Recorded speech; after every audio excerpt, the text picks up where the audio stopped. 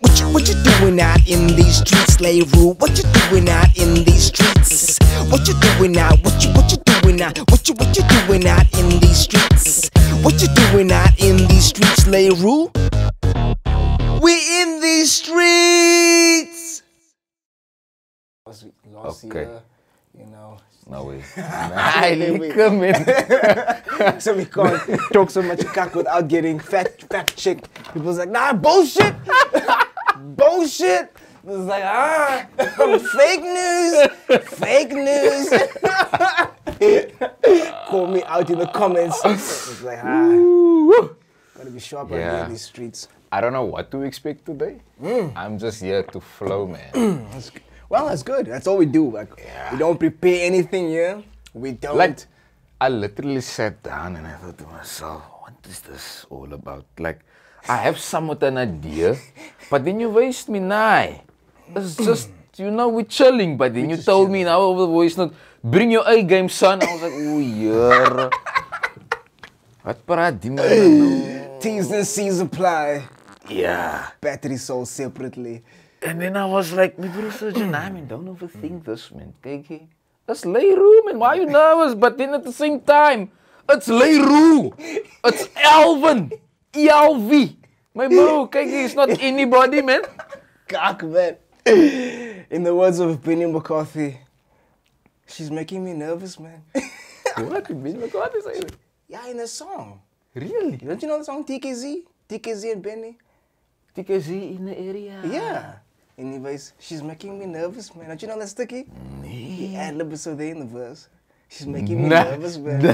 Yeah. I never heard it. Never. I can't play it now because, like, if I do that now, YouTube might take this thing down because I'm playing for copyright infringements. But I'll play it for you after the podcast and all that shit. But yeah, it definitely, bruh, for sure. But my vraag is, wanneer begin die podcast? We started already. We started already.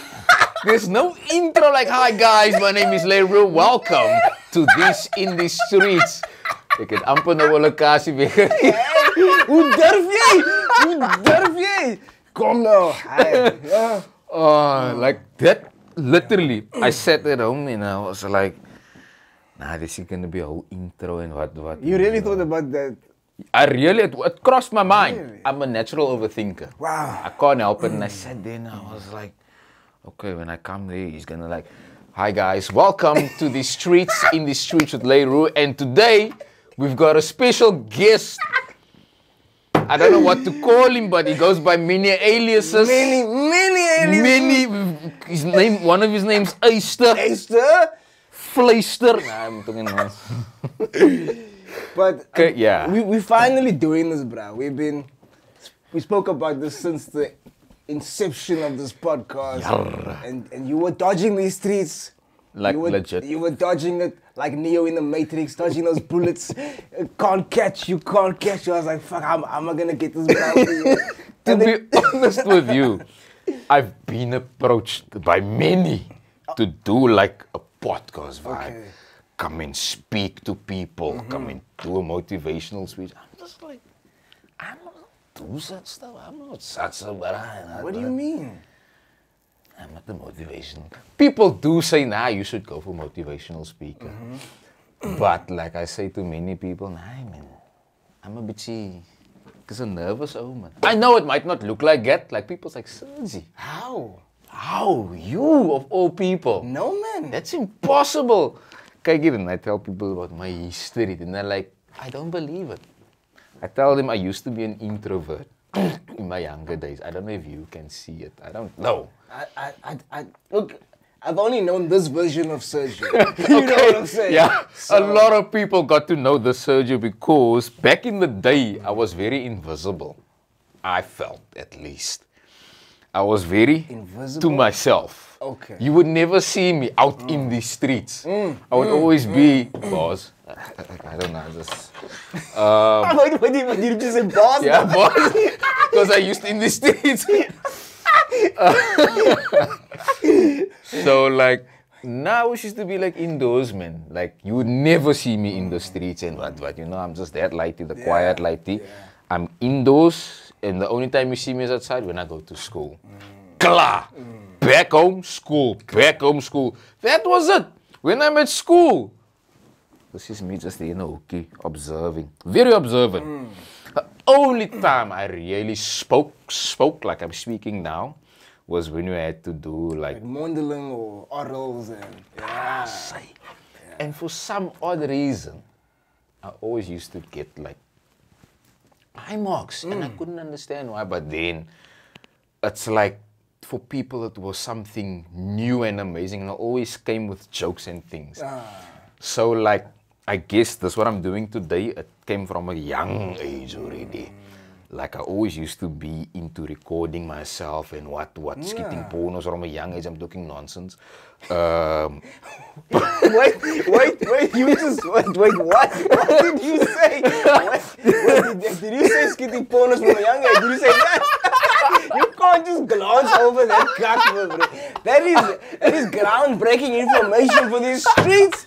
This is ground, man. You can't just drop a bomb like that and gloss over it like you said, nah, I just took the cat for a walk. You know what I'm saying? Like, hold on, bruh. Nah, what was your porno name though?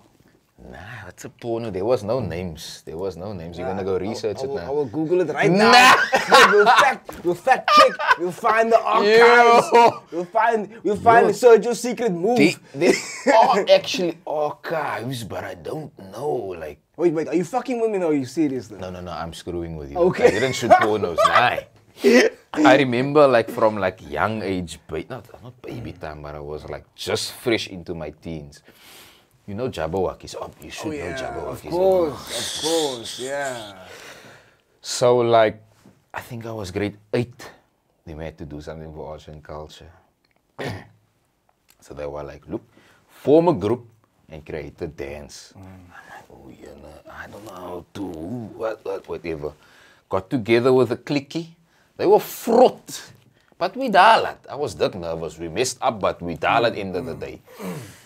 And then there was this other group, and then they came there with their masters. I didn't know of Jabberwockies. I was not much of a social media Brahmin. They got there in front, and then these people just got there with their masks, and they started doing this dance. I was like, wow, this is amazing.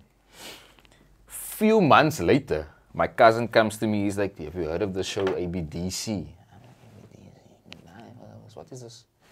He shows me. I'm like, oh, this is amazing. Who's this man, sir? Nah, it's just Jabberwockies. I go see that exact dance that people did in class on ABDs. I'm like, no wonder. Got a laptop, and this man forwarded me the yellow ABDC seasons. So what I ended up doing was, my mommy had a camera. I'd set it up like the camera here. Set it up there in my grandma's room on the bed. Actually on the chair. I DIY'd my own thing. You put it on the chair. I think I still had like a Scream mask, you know, Scream. Oh yeah. I had that mask. I took my Oma's hoodie. I can't even remember what clothes I wore, because that time I never had a leather jacket yet. I took my cake baakie. I had my cake broekie on and what. And I practiced myself muff. And like, I'm ready, let's do this. Yeah. Doing my Jabberwocky dances there and what. And for me, it was super entertaining to watch myself. Nah. And like that's how I started like really getting into the vibes of being in the film industry. I was like, nah, I wanna be on TV. Mommy, I wanna be on TV. Uncle, ek wil op die TV wees. But jare is a swaar move, man. If you're living with mense, that's old school. I live with my oma and my tiny, but my oma is very old school. And my mom is somewhat influenced by it. But she's more rustig compared to my oma. So when I told him, kykie, nah, this is what I want to do. Nee, hy is die weekie. Gaan werk vir die government of iets. Gaan werk vir die polisie. Go work in the office or whatever. I'm like, this was not my vibe, man. And everybody's just like, nah, Sergio don't want to make his hands dirty. Sergio's afraid to get his hands dirty to do basically like handiwork, man, like bouwwerk, whatever. When you use your hands, it's like, nah, that's not Sergio. Because Sergio don't want to get his hands dirty. You look like an office type. I was never an office type. Ever. To this day. I attempted. I'm so glad like that it didn't go through. I did it just to please my people. I was like, okay, cool. They like, nah, it's ATV. Go find the work for yourself. was like, okay, cool. I found a job. I was like, okay, cool. Went for my first proper interview. I think this was 2018, makkelijk. I think sounds about right. 2018, 2019. I feel more 2018. Went for my first interview. Duck nervous. Because I'm not used to that kind of things, man. Got there, I sat there, I'm like,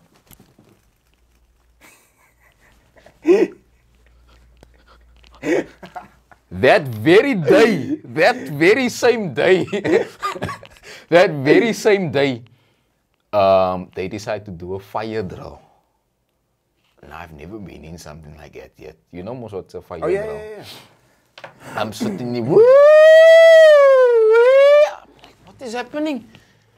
The people's like, get out. Everyone's standing outside. The people's like, hi, Shane. It's your first, you're coming for your interview and you're experiencing this with us. Wait, this was still in the interview? No. This was before the interview. This is my very first interview that I've ever experienced in my life. So while you're waiting to go for the interview, there's a fire drill. Holy shit. I'm sitting there, I'm nervous, overthinking everything. Because like I said, I'm an overthinker. Overthinking everything. Oh, you know, so do you remember this, say that, say this, say that. I'm just all over the place. This happens. I'm like, okay, cool, this somewhat calmed me down. Oh gosh, but this is crazy. Everything is all over the place. Cool, everything is done. Everybody's just like, good luck, I hope you get the job. Blah, blah, blah. I'm just like, yo, thank you, lady, thank you, I appreciate it. Eventually, I went in there and the guy spoke to me.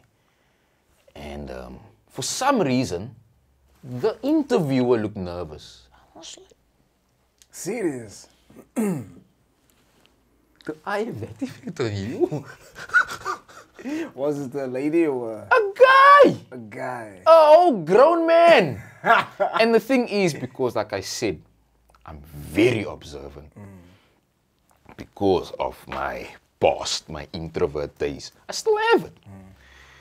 I picked it up immediately. Like, it's almost like, I don't know, he knew what to ask, but I think the way I was just staring at him, he was like, so there was a bit of a beaverheid in him, man. Okay. And I was just like in my mind, like, is this bit nervous? Yeah, I could have used it to my advantage, man, but I still felt nervous because he was asking me questions. I was like,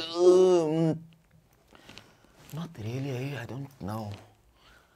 I couldn't answer him fully, man, but when I left there, I felt I could have obviously done better.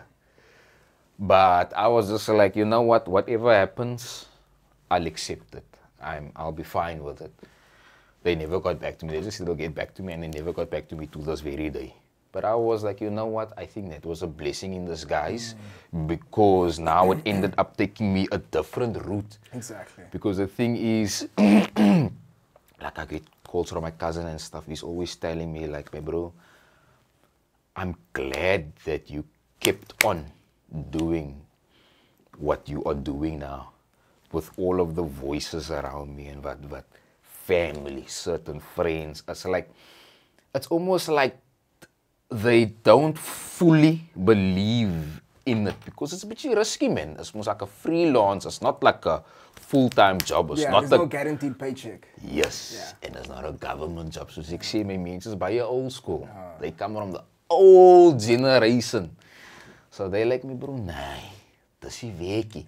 That's why after school I felt duck lost. So I was like, yeah, no, what do I do? Because you're getting mixed information. Your mates is telling you, do this, but you in your heart is saying, I want to do this. This is my path, but people are not understanding your vision. Even my high school teachers were telling me this. Like, they didn't even tell them this is like my passion or whatever. They just told me because of my presentations. They moet op die TV wees. I had random strangers in the street coming up to me. You should be on TV. What? Is that like confirmation from the heavens above? Those are the signs. You know, and it's not like it just happened once. It happened like a paar times where a random person would just come up to me. Say, moet op die TV wees. That's dope. And like a lot of people already assumed I was on TV. This was before I was even in the industry. People was like, I say op die TV. Say like, baie bekend. I'm like, nah, I'm not on the TV.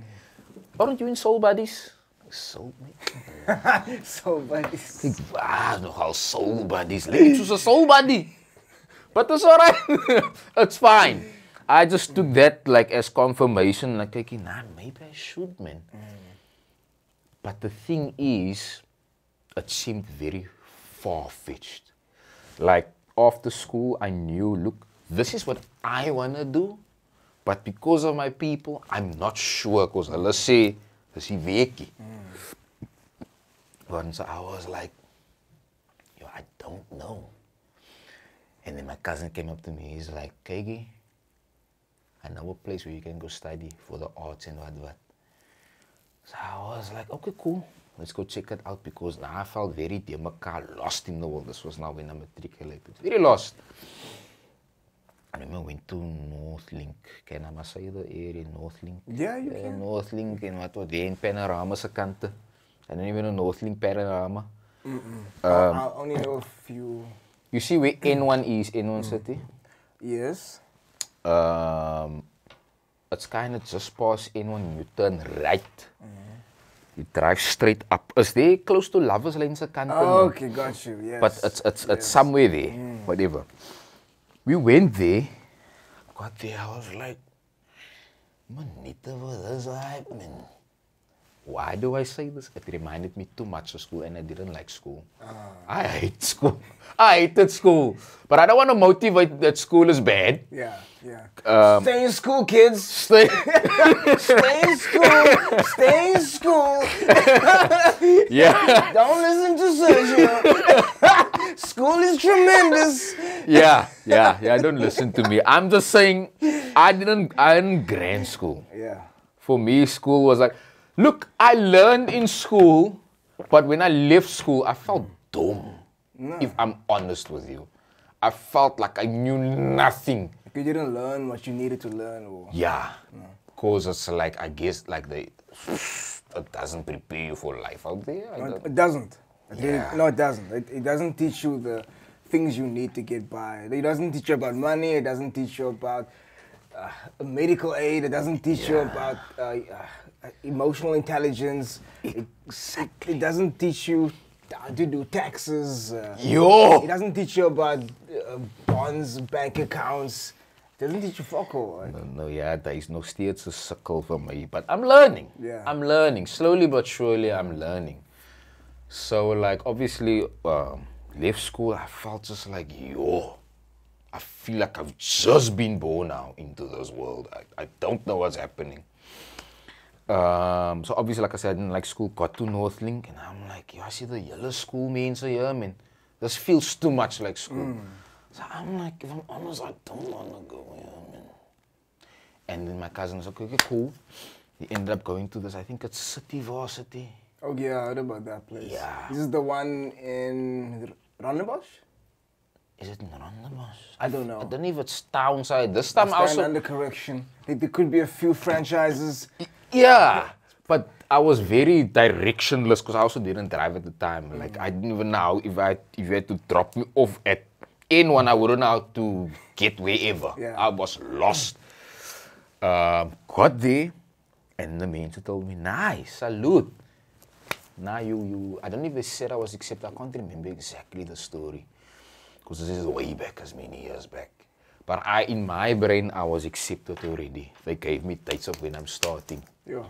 I was like excited, telling everyone, Kegi, I'm starting this day and that day. I'm excited. Everybody's like, what are you going to do after school? Nah, I'm going to go study, man. I'm going to go study what I want to study, my acting and what.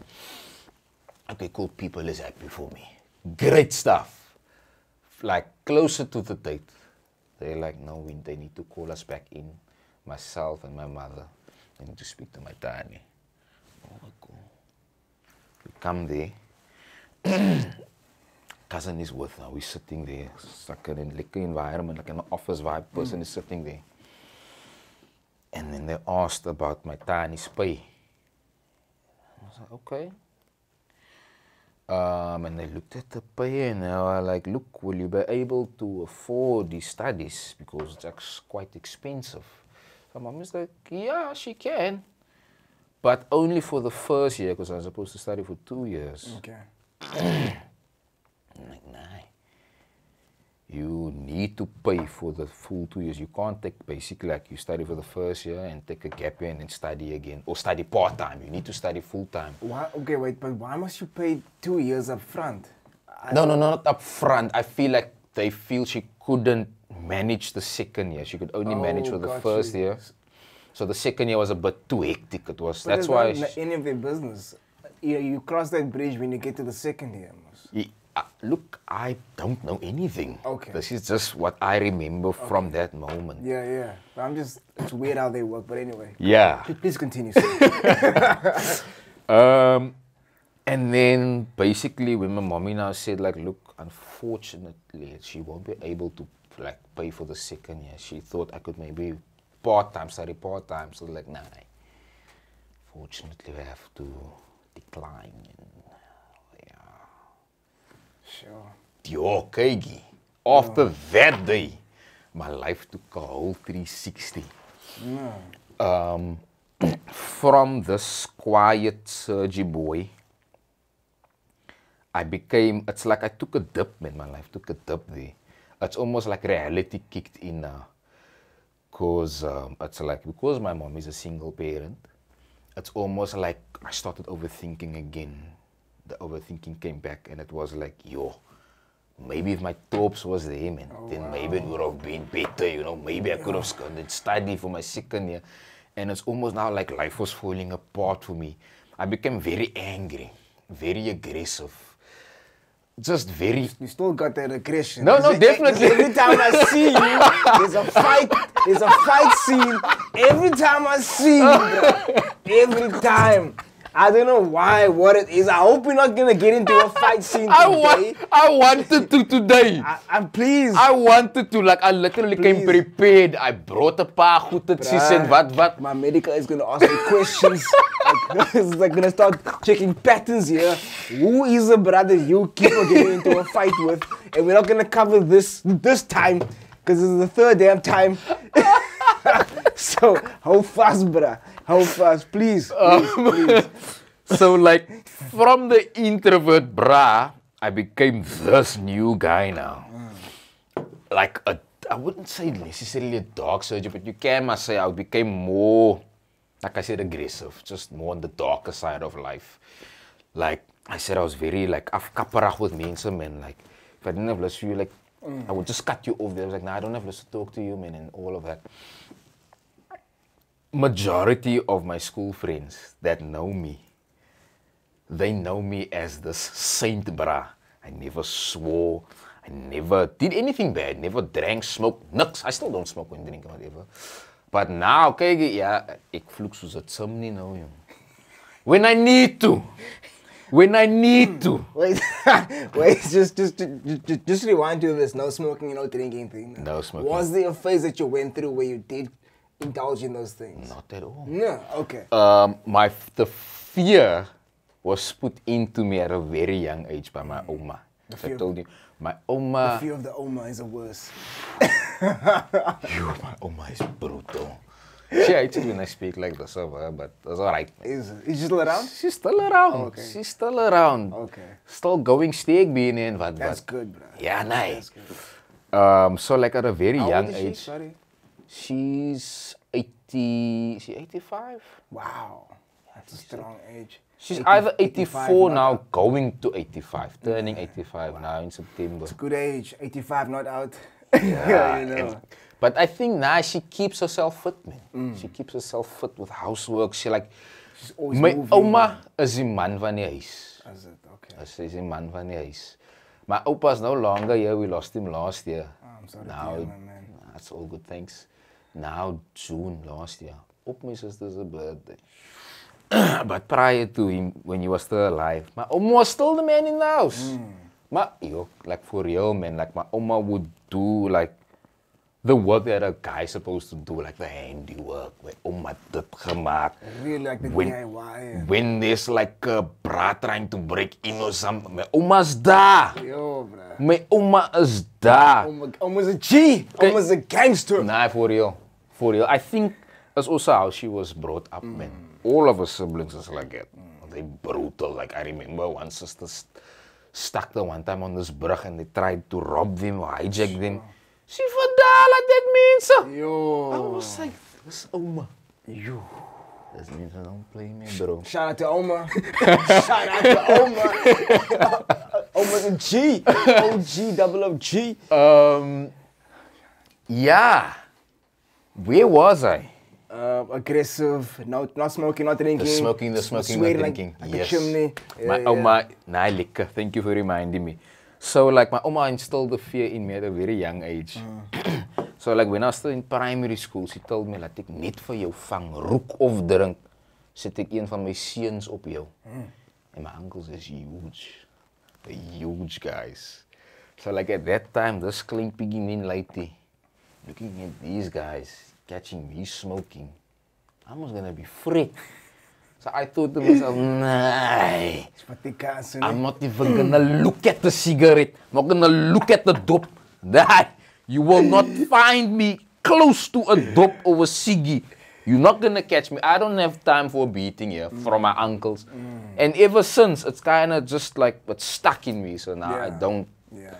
And it's like, also like the people that I'm surrounded with. Not everybody, but there's a few people that I'm surrounded with, and I ended up seeing what it did to them. And I was like, I don't look like that.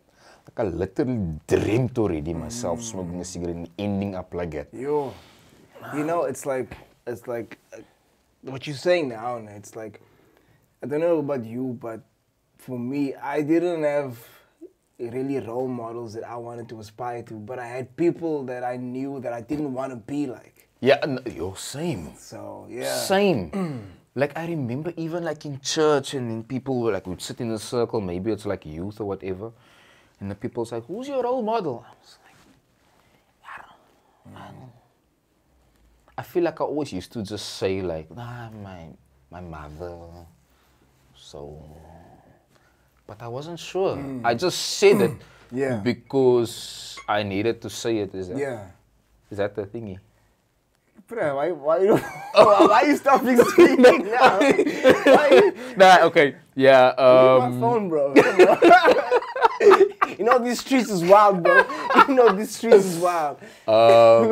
Yeah, so it's like I always felt like I just said it because I needed something to say. You wanted to give an answer. Yes. Yeah. I didn't want to just seem dumb and sit there like, must you have a role model? I don't know, I don't know. So it's always been like that until like a big age already. I was like that old already and I was like, I still don't know. There's no one really that I specifically look up to that like, I want to be like this, bro. Nah, I want to be like you. Nah. That for me didn't like really exist. I kind of just had to like find my own way. Not yes, with help from the Tani and the Oma and what you know, they looked after me and things like that. But because I didn't really have that father figure, I mean, my uncles were there, they taught me certain things and what. But there was never really that father figure that I feel I needed, man. And I feel that's why I also... Hey, is het is? Kom ik op flikkeren lig. It's this light here, man. That one, I'll fix it now. Okay. Now you know this means. It's kind of funny. Yeah. What was I saying? Yeah, man. That's why I also like, as soon as I stepped in here, like when I called you, kijk, you can see me, bro. And when I heard that law, I was like, man, bro, Sergi, why are you overthinking this, man? Why are you nervy? Why are you nervy? There's no reason to be nervous, bro. I think it's the unknown, because I never done a podcast, anything. Ever. Well, Ever. I feel honored that I'm your first. It's, yeah, that you broke your podcast virginity with me. So thank you. I appreciate that. Maybe this will also somewhat help me to end up doing things like when people ask me to speak in front of crowds, and I'll maybe end up doing that and things like that. Like, it's crazy, like, when this whole, I don't know if I can call it fame thingy kicked in. And then it's almost like, yeah, I'm not gonna mention names. I don't even know what this person's name is. But I remember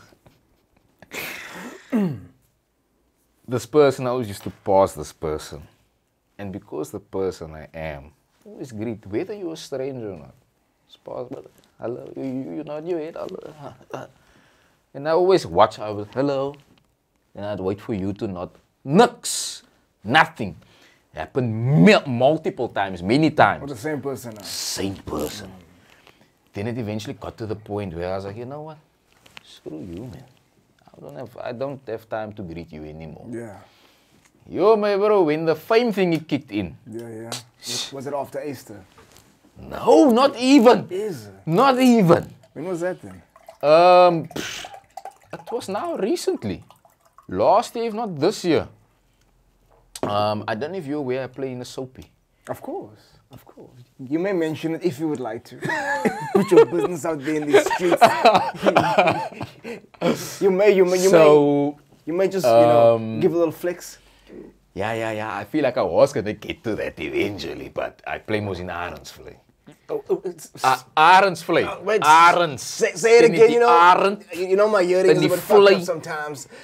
Arends. You know you get the Arends. Yes. But the soapy on the Kijknet, I don't have DStv, but I know a channel, but I usually be Kijknet. Yes. Afrikaanse seepie. Okay. Arendsvlei. Die naam is Arendsvlei. Say one more time for the camera out there. Arendsvlei. Ik speel in die Arendsvlei, ja. And I'm just so aggressive, bro. Which is perfect. It is perfect. I'm so glad they gave me this. It fucking suits you because every time I see you, it's just a fight. It's just a fucking fight. So I don't know. And you know now, before they approached me to play this character, I was basically there helping out with the action and things like that. With the stunts. With the stunts, yes, the fight scenes and what. Just assisting and things. And then from then, and they were like, you can box. I know you can fight. But can you act? And I was like, nah, I feel I can act, yeah. Kijk hier. Here's a script. Send as a self-tape. I was like, oh yeah, no. Why am I nervous? Yeah. I mean, I'm acting for myself, basically. I'm not acting for other people. I am still, but like, it's just me, myself, and the camera. But you knew what was at stake. I think that's what changed it. Yes. And then I remember asking my one friend, colleague, and basically my brother, asked me, bro, Kaigi, you help me, man. Like, come and you film this for me, and you soon read off the lines for me, basically like the other character, so I can play it off you. And the man pulled through, and he did the most. He even went to go and do research for me and what, from other professional actors, like, just to help me with the self-tape, man. And I was like, nice, salute, bro, man. Like, I do remember certain things, because I asked my other fellow actor friend / musician, you actually know him. Ernie B. Sinclair. Yeah, shout out Ernie B. Yeah, it's been a while, man, bro. We salute, man. I remember, I feel like I also asked him for advice, man. And what? Just to make sure. Okay. Yeah, I asked him for advice, and I was like, okay, nice, salute. Okay, I've got that rock. Did the self-tape, obviously saw it a few times, but I soon edited that same day, send it through. Boom. All I had to do was just wait now. And I think, I don't know if it was the next, I can't remember when they got back to me, but they just told me, nah, it's a 80-year-old man, yeah. I was like, salute. And funny enough, like I said, the steps back. Okay, I've always wanted to do acting. Yeah. But then, before the whole Arendsvlei thingy, I must now said about the whole studies and blah, blah, blah. I went into this dip, became aggressive. I think, I had a gap year. I know I had a gap year. A whole gap year. Your boy was lost. I had no direction. I didn't know where to go. All I knew was, I want to be there on that blocky screen. But how? I don't know. And then I think the next year, after the gap year, one of my cousins is like, hey bro, I think it was my cousin, if not my aunt. But I think it was one of my cousins. They were like, my bro, call this man, sir. Just try them out. It was an agency, extras agency. I was like, okay, I've got nothing to lose. I don't know what to expect. So again, that fear kicked in of the unknown. Don't know what to expect. Called up the man, so I was like, hi, I'd like to be part of your agency. Is there still space for me? And they were like, yeah, sure. Can you come through tomorrow? I'm like, okay, cool. What time? Can you come through whatever time, 2, 3 o'clock? I can't remember the time. Okay, cool. Salute, I can be there. I remember I still took my opa with me because I didn't know where to go. Or my opa took me. I didn't drive at the time. Opa took me there. And I went to this agency. I got there. It looked like a normal house. Went in. I felt duck uncomfortable. Even my opa was like, hey, Sergio, I don't trust this vibe. I'm like, look, if they ask me to do something weird, I'm like, nah. Is this where your porno career took off, though? Just trying to connect the dots here. It could literally it felt like that. It literally felt like they could have asked me to do something weird like that. I went into this building and I saw this man, all these men, smoking. What? Was smoking weed? Nah, cigarette. I think he was smoking a cigarette. Okay, because the way you held that is more of like you know, like a weed. You're holding a joint like a spliff. I was like, yo. I mean, it could have been. It's been many years ago. No, but you could smell it, mos.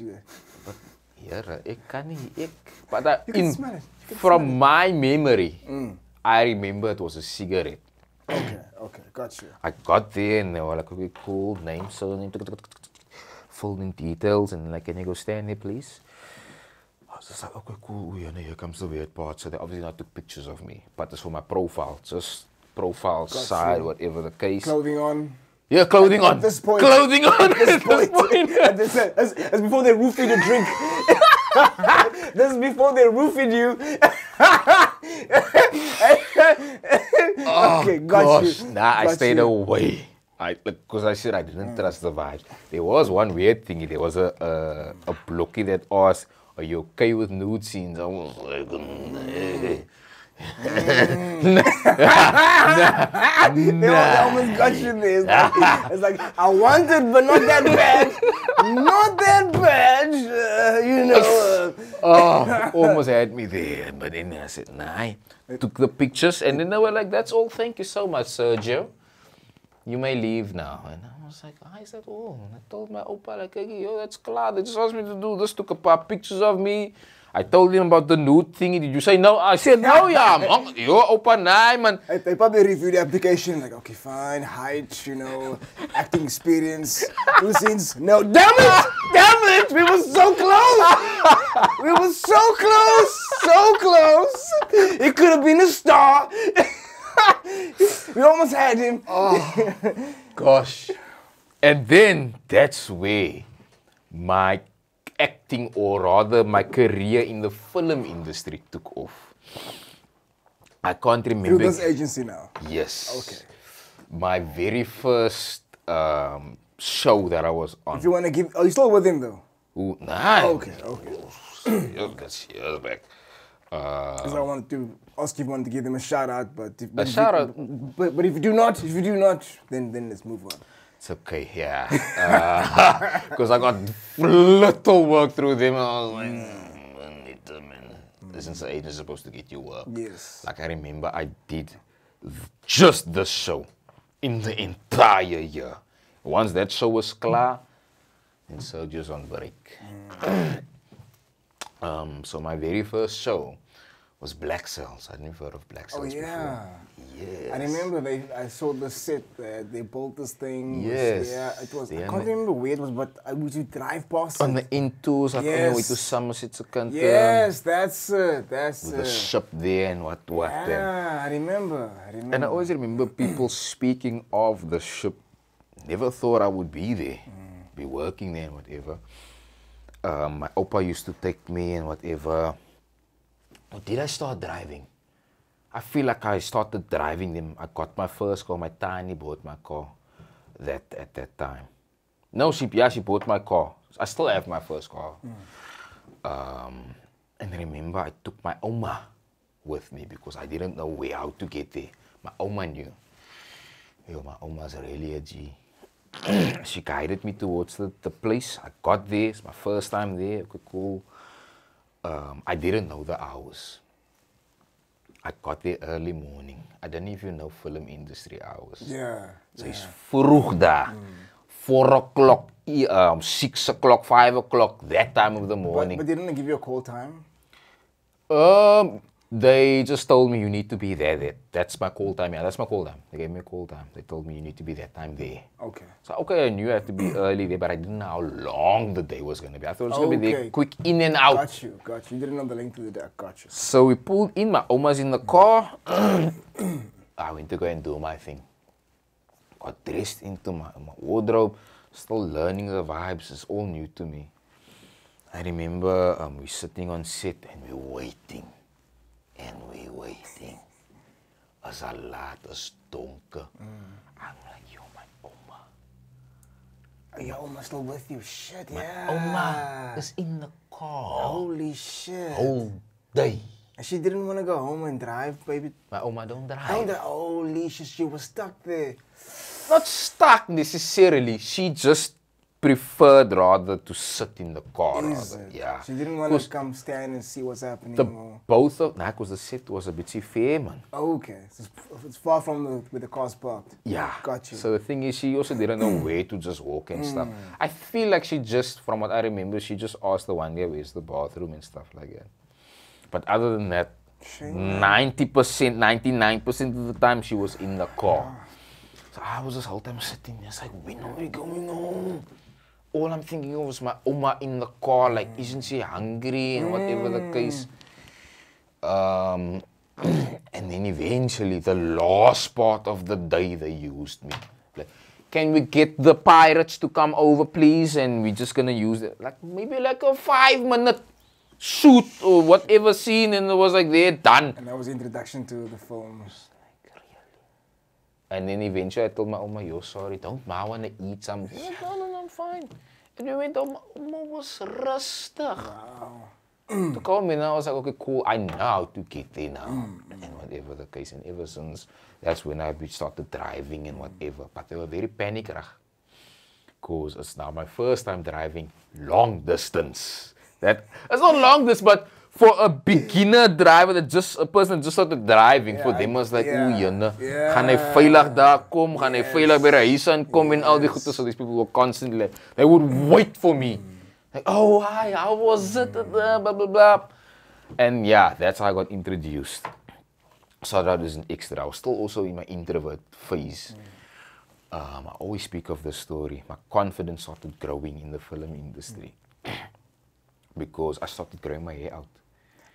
Always wanted to grow my hair out. Did they have short hair? I almost said like you. The schoolboy cut. Okay. The number one, the short number one. I can't picture you with the hair other than what you have now. I can't, like. So, like, that was always a dream for me to grow my hair. Have you got out. photos of yourself back then? I've got. Let me see if I can Google you. Sergio Fransman. Cameraman. This keyboard was sleeping now the whole time. I don't know if there is photos on the Googles. Hey, why are you behaving like this? Here we go. Fransman, France. There we go. Sergio Fransman. Probably just gonna see, yeah. He's like you. Nah. But my hair looked like that. It looked like that, basically. Not the fader, but it looked like that. Now we can't put this guy because this guy doesn't. Probably gonna be, why are you talking about this guy in the streets? Nah. Okay, no, I can't find him. Hey, there we. Oh, yes. Yes. That was too much fun. Nah, you won't Suma. Okay, no, you won't Suma. We can't find. We tried. So obviously I started growing out my hair, and remember I said I felt very invisible in school, man. Grew my hair out eventually because this is what they told me when I went to the NG. Don't cut your hair because we need your hair to be long for the series. I was like, oh wow. perfect. Wow. Perfect. That's amazing. Always something what I wanted to do. I just wanted to ask you, like, 'cause obviously, when you sign to an agency, right, they take the shots for your portfolio, you know, the headshots and stuff, and then you have the certain look, and they hire you based on, okay, we want this person based on we want a character that looks kind of like this, and they go to the agency says, okay, fine, we have these people that look like what you need. So now that you've got your portfolio shots and everything, headshots is all done, and you have this image with this agency, and now you grow your hair, wasn't that a problem? Nah. Is it? Nah, it wasn't a problem. That's good. That wasn't a problem. They just told me, nah. So like you said now, like when a certain production or show comes to the agency, we're looking for this kind of people. And like, we're cool, this guy has long hair. If you cut it, you screwed, then we can't use you. Yeah. So I was like, salute! You must come as advertised. Yeah. And then I took that as an opportunity to like, now we're gonna go boss with the hair growth. I actually never cut my hair since then. I didn't cut my hair since then. I think the last time was 2012, December. Sure. Yeah, when I started that schoolboy cut, you know, for the matric ball, first cut. The fade. First in wat. The fade is in. Nah, I nogal didn't scut fade because I was very like, I want to scut fade. I'm look too much like the Topi, and I didn't want anything to do with the Topi. I didn't want to look like him, but I couldn't run away from it. Like whatever I did when I grew up there, your Topi also grows here. So I like net your Topi. Did you? What next? Hey? So was he in your life at all? Nah, he wasn't in my life. But did you meet him? No, not definitely. I see him. I saw him now last week. Is it? Yeah, he invited me to a braai. No. A vark braai, yeah. Like a pork pig. braai. A pig. They literally slaughtered the pig. Rat. Gotcha. I thought you were trying to describe this as a kak braai. Nah. That's a fun braai. I was like, okay, just make me sure. Nah, I should call it because it was literally a vark braai. Yeah. Like, it was I've just never heard anyone say, I went to a vark braai. You know, it's like a braai, but we braai pig. But this man, somebody described the whole braai as a vark braai. I think this is also my first time attending a vark braai. Okay. But like, I got so nark because it was like, the man, they literally go and post the video of how they slaughtered the pig. And I was like, did they post a video of the actual slaughter? Yes! I was like, what? Am I gonna eat that? What? Manita. Was the spit? No. Was it? Not spit. But they just... So they cut it up in stukkies, like a lot of stukkies, and then they braid it stukkie for stukkie. Like a normal, like you braai vlees, they braid it like that. I was like, do I go, man? But so he's never been in my life. I always tried not to be like him. Okay, so before this day, before the invitation, right, were you in contact with him at all prior to that? Or is he only now starting to want to? I was never really in contact with him. Like, yes, I was in contact with him, but we never really spoke. Okay. Did you want it like that, or would you have preferred him to be more? Look, I'm honestly chilled now. I'm actually grateful now because, like, from what I got to hear from my younger siblings, so basically, like, many people don't believe me when I say this, but like, I've got the yellow siblings. Last I checked, we were 18. And I feel there's another one on the way. I found out now 3 weeks ago. Now your partner nog 'n kind op pad. Holy shit. But he has this thing that he does where he's like, nah, that's my kantie. So once a child is born, this is so stupid. They check their hands and their feet. If it matches his, nah, that's my kant. How? Okay, this is... I passed the test. I've literally got his hands, his fingers, and his feet. Yeah. So he could clearly like, nah, that's my kant. Okay, but what about actual DNA testing though? This is obviously an old school method of... I don't know. This is the first time I hear of such a method. I've never heard of such a method before. Now my thing is, how many other siblings is out there that I have that he said, "Hy is my kind," streets. because they don't match in the streets. Yeah. That don't match his hands and his feet. And he just did not someone's.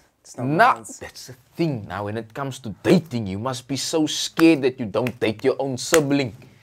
And it happened before. Not with me, luckily, but with my oldest brother. With my oldest brother, he was chasing my sister, or our sister. He was like, "Yes, girl." My mom like, "Yes, man, this is your sister. Relax, man." And my other brother, so I've got like... Wait. Don't just... We need to unpack that, my bro. How fast? I'm still in shock. You can't just move on to the next thing here. Wait. So, okay, so your eldest brother wanted to chase your sister. Because he didn't know. He didn't know. We met at the funeral. And this was my first time meeting my eldest brother. I think this was still... I was in matric or I just finished school. I don't know. I feel like I was still in school. Which was 2012. I remember this was 2012, 2013 side. An uncle of mine passed away at the time. And I remember we were standing inside of this house. And then he came in. I was like, "That's my brother." Because I recognize him from pictures and videos. This is my first time encountering him now. In real life? In the real life, yeah. And he's greeting, and he greets my sister standing here. I'm standing here. He comes to my sister, but I can see his whole vibe was just like, you know. I got you. LL Cool J. You know. Lips, I saw this and I was like, it was clear. I'm like, "My brother, you do know that's your sister, right?" "Oh, okay. Okay, never mind." And it just went on. Holy shit. My second eldest brother. It's my first time also meeting him now. So basically, I got introduced to my second eldest brother via my eldest brother. I never seen pictures. I've never heard of him. Nothing. I just heard his name. His name is Royston. Hy het rooi hare, rooi baard en alles. He's net 'n rooi man. I met this guy and me and my sister went through.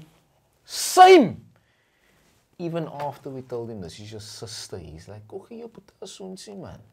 Don't talk. But my sister is very hardcore. She's like, "No, sis, ek is your sister." I was like, good shot. It's crazy.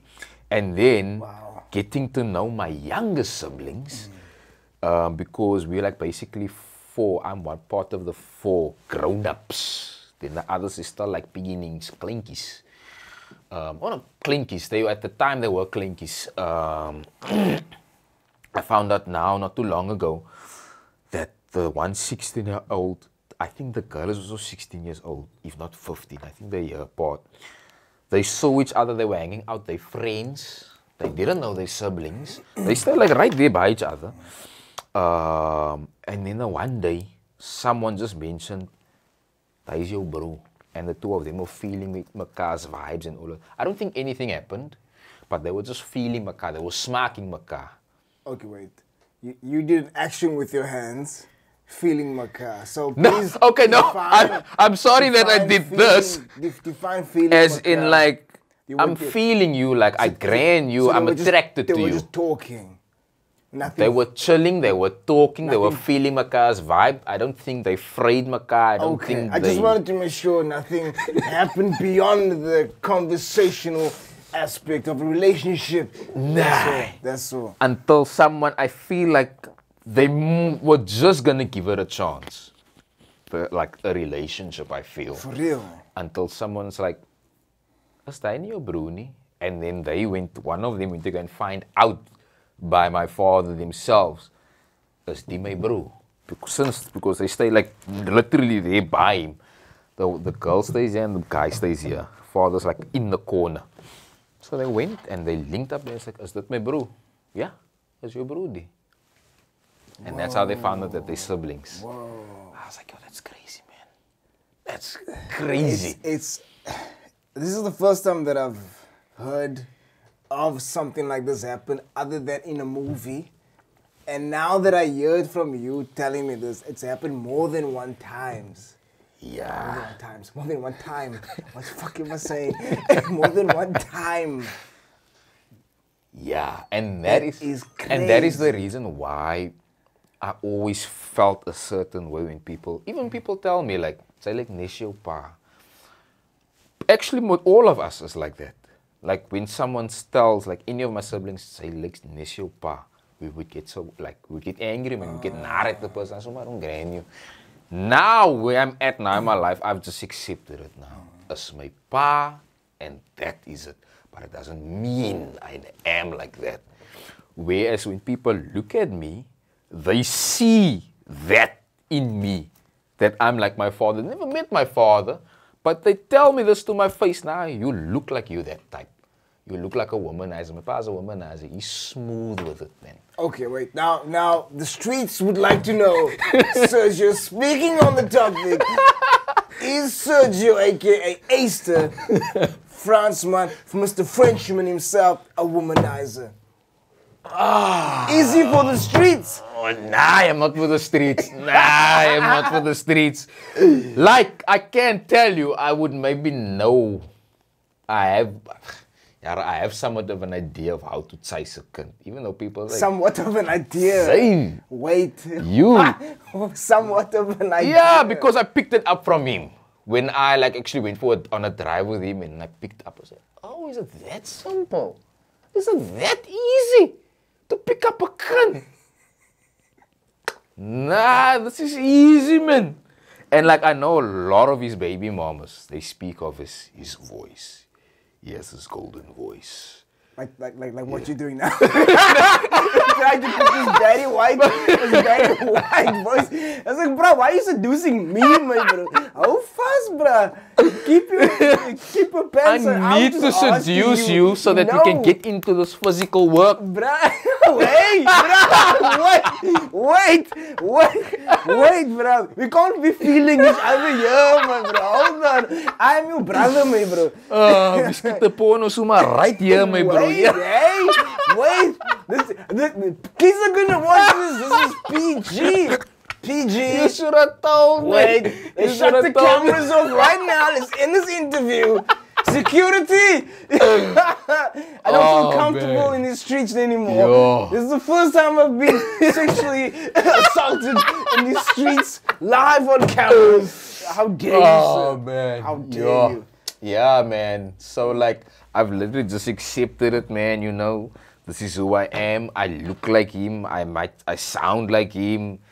I might act like him at times, but not the womanizing part, man. Maybe I am a bitchy now, smooth with it, I would say. I'm just smooth criminal. Bitchy awkward with it, but very awkward actually. Not a bitchy, I'm very awkward with it, but you must know how to make the awkwardness in there, man. You know what I'm saying? So you need to... What the fuck? What is a karate move? You're making it in there. So you say you must make the awkwardness in there because it's they always say be yourself, man. Because I always wondered, Yana, man. Because I was this introvert lady, felt invisible. Always wanted to how do you chase a gunman? Okay, just wait before we get to that. I just want to know on this drive that you went through with your dad, right? What did he do? What did he say that made you be like, nah, this is easy? What? Give some tips there for these guys that got no game. Compliment. Game. But be genuine with it. Compliment. Be genuine with compliments. Yes. Right. Don't just find something and you don't even really like it and be like, oh that's a... So mean that shit. That's a nice jacket. Thank you. But you see, you need to mean it. Yes. So it was so chill, before we really departed from our location to our destination.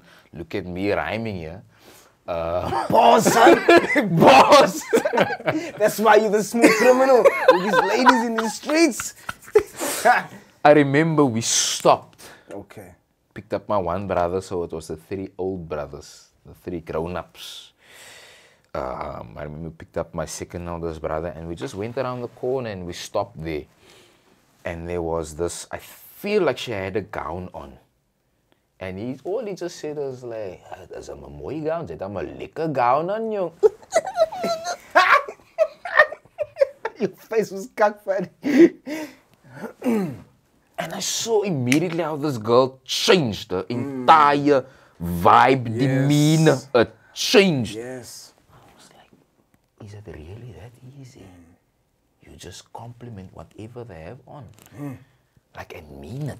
Okay. Don't be like fake about it. Okay. Number two. What is the next tip for the streets and how to pick up a woman? How to conceal the deal? Yes. Nah, I feel like he just like offered her a lift. You're gonna get in the car. And it was game over. Offer assistance. Offer roadside That assistance. can also be kind of creepy because it's like, hey, man, you can look like a pedophile. Because the girl was a bit young. I mean, not young. How young are we Oh, talking I here? feel like old enough at least, like early 20s, 23 maybe. How old was there your around. dad back then? 40 something, late 40s I feel. Damn, and she just jumped in the car. I don't know if she jumped in the car. No, did she jump in the car? I don't think she jumped in the car. I think she was just like, me. But her whole vibe was like, you could see, man. Nah, she's grinding my topi. Yes. And literally there, it's like, I was like, wow, mind blown. It's really that simple. And my thing is, when I learn certain things, like I saw that, I always tell myself, I'm going to go try it out myself. And then how did it go? Put it to the test. It works like a bomb. Okay. So, Okay, wait, don't get. Okay, wait. Let me say this. So this confirms the womanizer allegations. This confirms the womanizer allegations. Like father, like son. The apple doesn't fall far from the tree. I need to start with the kids. Then maybe, like, we know we need to beat that man's record. Like, Okay, wait. So at the moment, have you got any? Zero. Which I need to start capping on because I feel this man started at 18. Wait. Are you trying to beat his record? I here? need to. I need to What? follow in this man's footsteps. What? We need to carry on the legacy. I'm only playing. When I tell this to my aunties, they're like, Sergio, no, you don't need to. So they panic. I'm like, kijk, ek joke maar net, auntie. Why? Hello? Why is... don't do that to my aunties. You always want to get aggressive and violent. Every time with you I hear incidents or I'm involved in this fight scene or whatever, like, how dare you? Just want to raise your hand at people. Ooh, but what I wanted to say was, there were a few awkward moments. Okay. Because that's where I learned you need to mean that. Don't be fake. Like I remember there was this one chick and I was like, okay, cool, I'm gonna try it. I like your shoes. Thank you. And then you walk away or what? We walked away and I felt so awkward. I was like, You did not to follow up with that. yeah, gotcha. it just died down and it was like, thank you. Silence. I died. And I was like, yo, I'm not doing this again. But then, like I said, confidence grew, hair grew, like I just grew up. I like that. Confidence grew, hair grew. I grew up. You're not for real. It's like And like I literally started feeling myself. coming more into your own. Yes, I started accepting me. Yes. Whereas like in my past, like in school, I didn't like my hair. I didn't like what I looked like. Yeah, I got you. Because like, Started loving yourself more. yes. Yeah. Because like I always speak Yeah, about like, I always felt like this ugly lighty man. Because like, I remember it was like myself, my sister and my mother walking wherever in the mall. Let's say in the mall. We're walking in the mall and someone recognizes my mother. Hi, hoe gaat het met jou? Hi, jy het 'n mooi dogter. Hello. For me, they just say hello. They don't say jy het 'n mooi seun. So now you can think to yourself, yeah, how must I now feel? Ek voel mos nou invisible. You never got those same compliments like your other siblings. I never got, my sister rather. My sister always got the compliments. She's attractive, I will say it. She's attractive. if you're gonna watch this Keishel Kekinai, you know you have it. But I also have it, man. Shout out to Keisha. Keishel. Apologies, Keisha. Shout out to Keisha. Yeah. Nah, you met her before, man. The one, the cinema that we went to. Yes, yeah. Apologies, I forgot your name. The streets is wild sometimes. You know. Yeah. Apologies. So, like, I remember she always used to give those compliments and she would rub it in my face, man. Like, they don't compliment you, they compliment me. Like, yeah, we'll be somewhat okay at the time. She did that, That's bro. cold. That's cold, Keisha. That's cold. Did that. And then obviously, like, it builds up, man. With time, all of that incidences, it builds up, and then your adds up. It adds up. Like she's like 102 for 0, and then you like. You know. Like, damn. Like, so I just want one. Yeah, I just want one. Your self-esteem is just like on 0 minus. Obviously, it was like I felt lilik. I didn't grab my own glad. Because like I remember in high school, the kinders grand the guys with the gladare. Of course. Like, of course. Like, yo, I wanted him, man. Of course. Then I started GHD in my ek is een van my owens.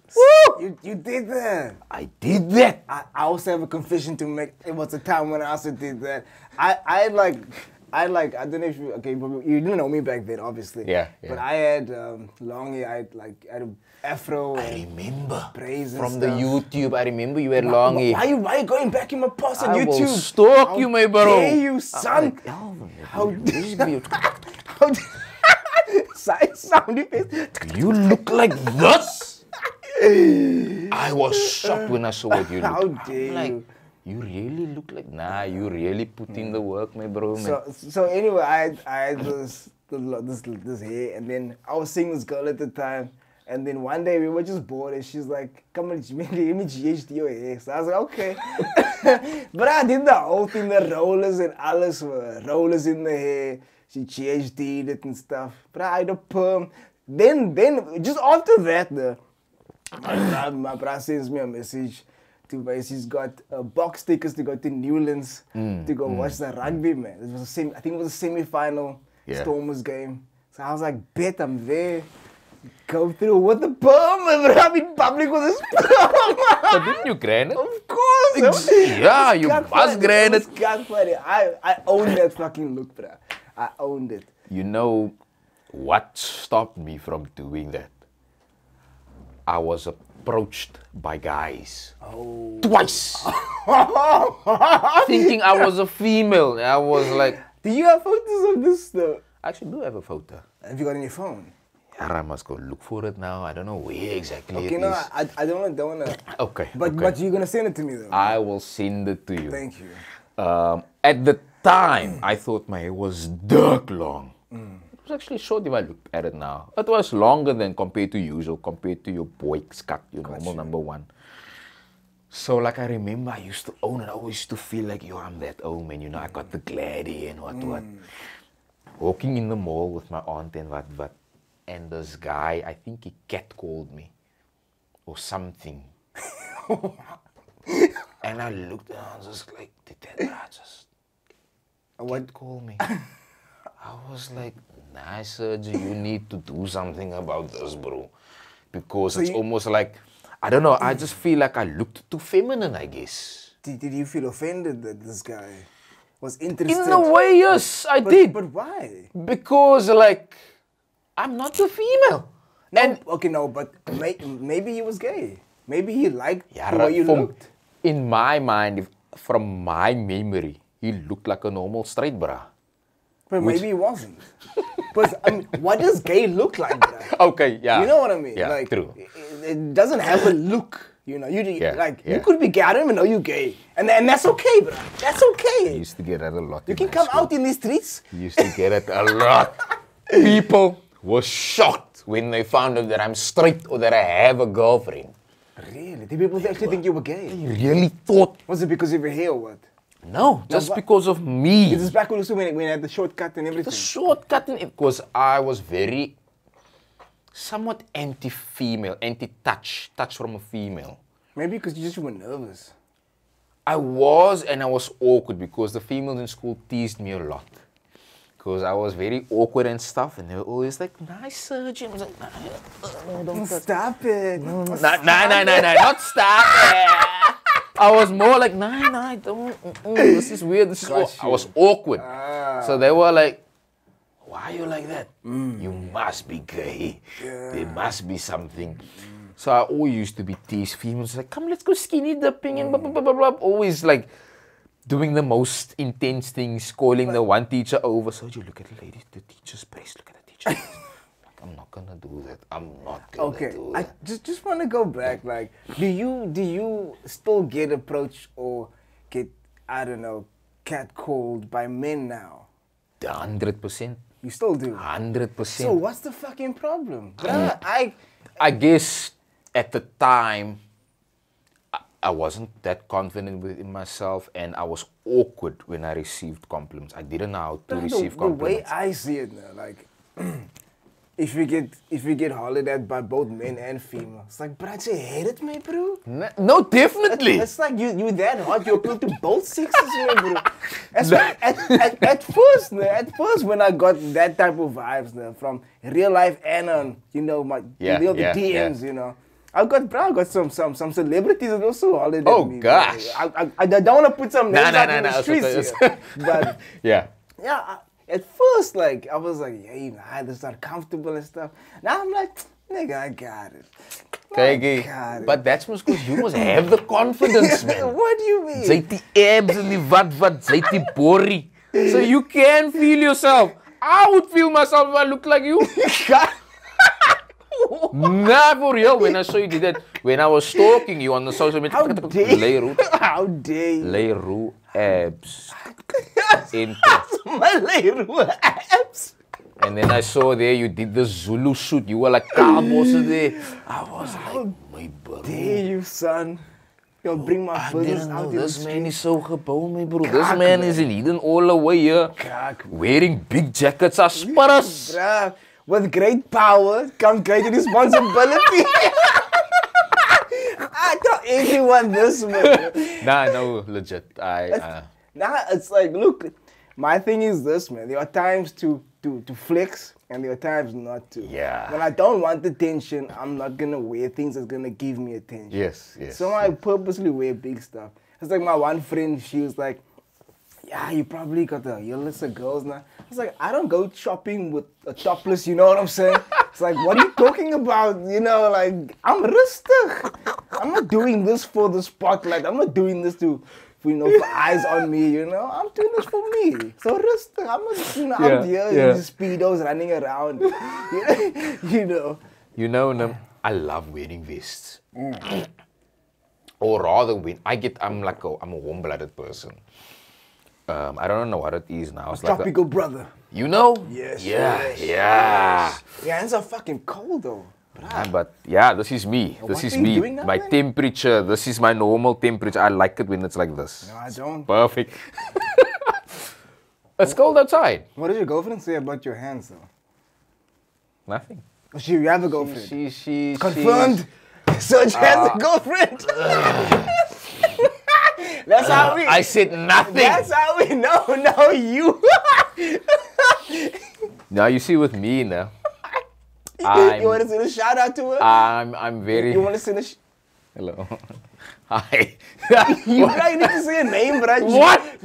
What? Okay, let me tell you. I was gonna tell you this. Feel special. I was gonna say this now. With me now, I'm very undercover. Okay. With my personal undercover life. lover. Yeah, very undercover. Bruh, I appreciate that. I respect that, and I'm the same, bruh. Okay, I am the same. People don't know these things. They're like, "Oh, you single? Do you have a motzi?" I'm like, "Yeah, got a few of them actually." Huh? Bruh, don't be. This is your pa. Don't do that, bruh. And I'm like, "Yeah, this is my pa. I need to, like I said, continue the legacy." Then I must say, ek is soos a president. Oh, so you just lean into the narrative. Yeah, just lean into it. Yes. So you will, and I think that's why people also assume, this man must be, because it's like he doesn't have one. So now what's happening? Yeah. what team do you play for? Moet jy nie worry nie, man. Moet jy nie worry nie. As long as I know I'm happy with whatever, whether I'm single or have a motsie.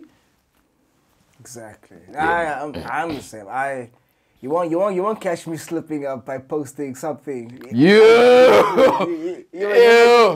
were never gonna catch me out here. When I was in a relationship, from the get-go already, I was like, hey, you know I'm not a poster, so don't expect me to post you, no? Are you fine with that? Yes, I'm fine. Salute. Done deal, klaar. So they can't fully like, oh, you embarrassed of me? Like, Sergio, what is it? Nah, but the thing is, she was nogal not like that. She was nogal lekker rustig and what. But that would come up in a normal relationship. No, definitely. Definitely. But like, the thing is how we were with each other. She didn't question it, man. She didn't question it. You like doing this now? I don't know, I've noticed now, now that you brought it up.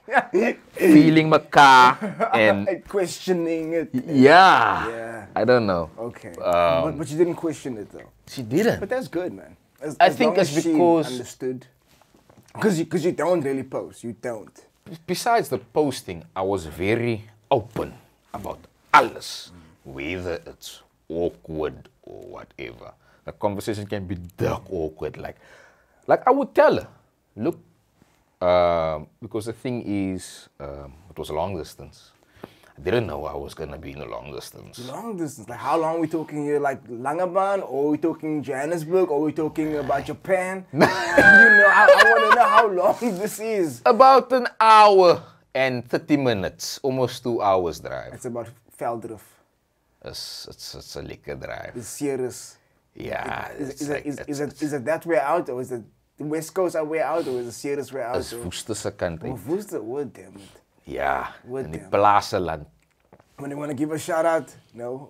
I mean, yeah, why not? I don't know, must I say a name? If you want to put it out here in the streets.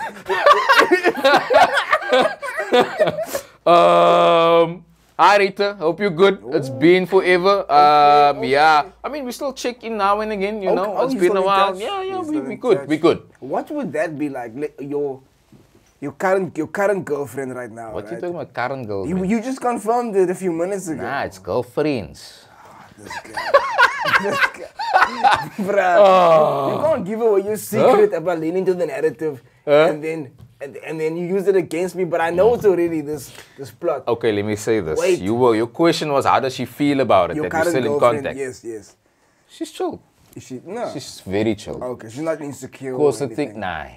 Like, are you not keeping in contact for maybe in case the current one doesn't work out? You always gotta back up. Nah. Because women do that, bro. Women keep in touch with the exes just in case, like, and just like to work on your heart. Just like if she can't get you away with something. Like, yeah. And she'd be like, you know, this ex of mine keeps messaging me.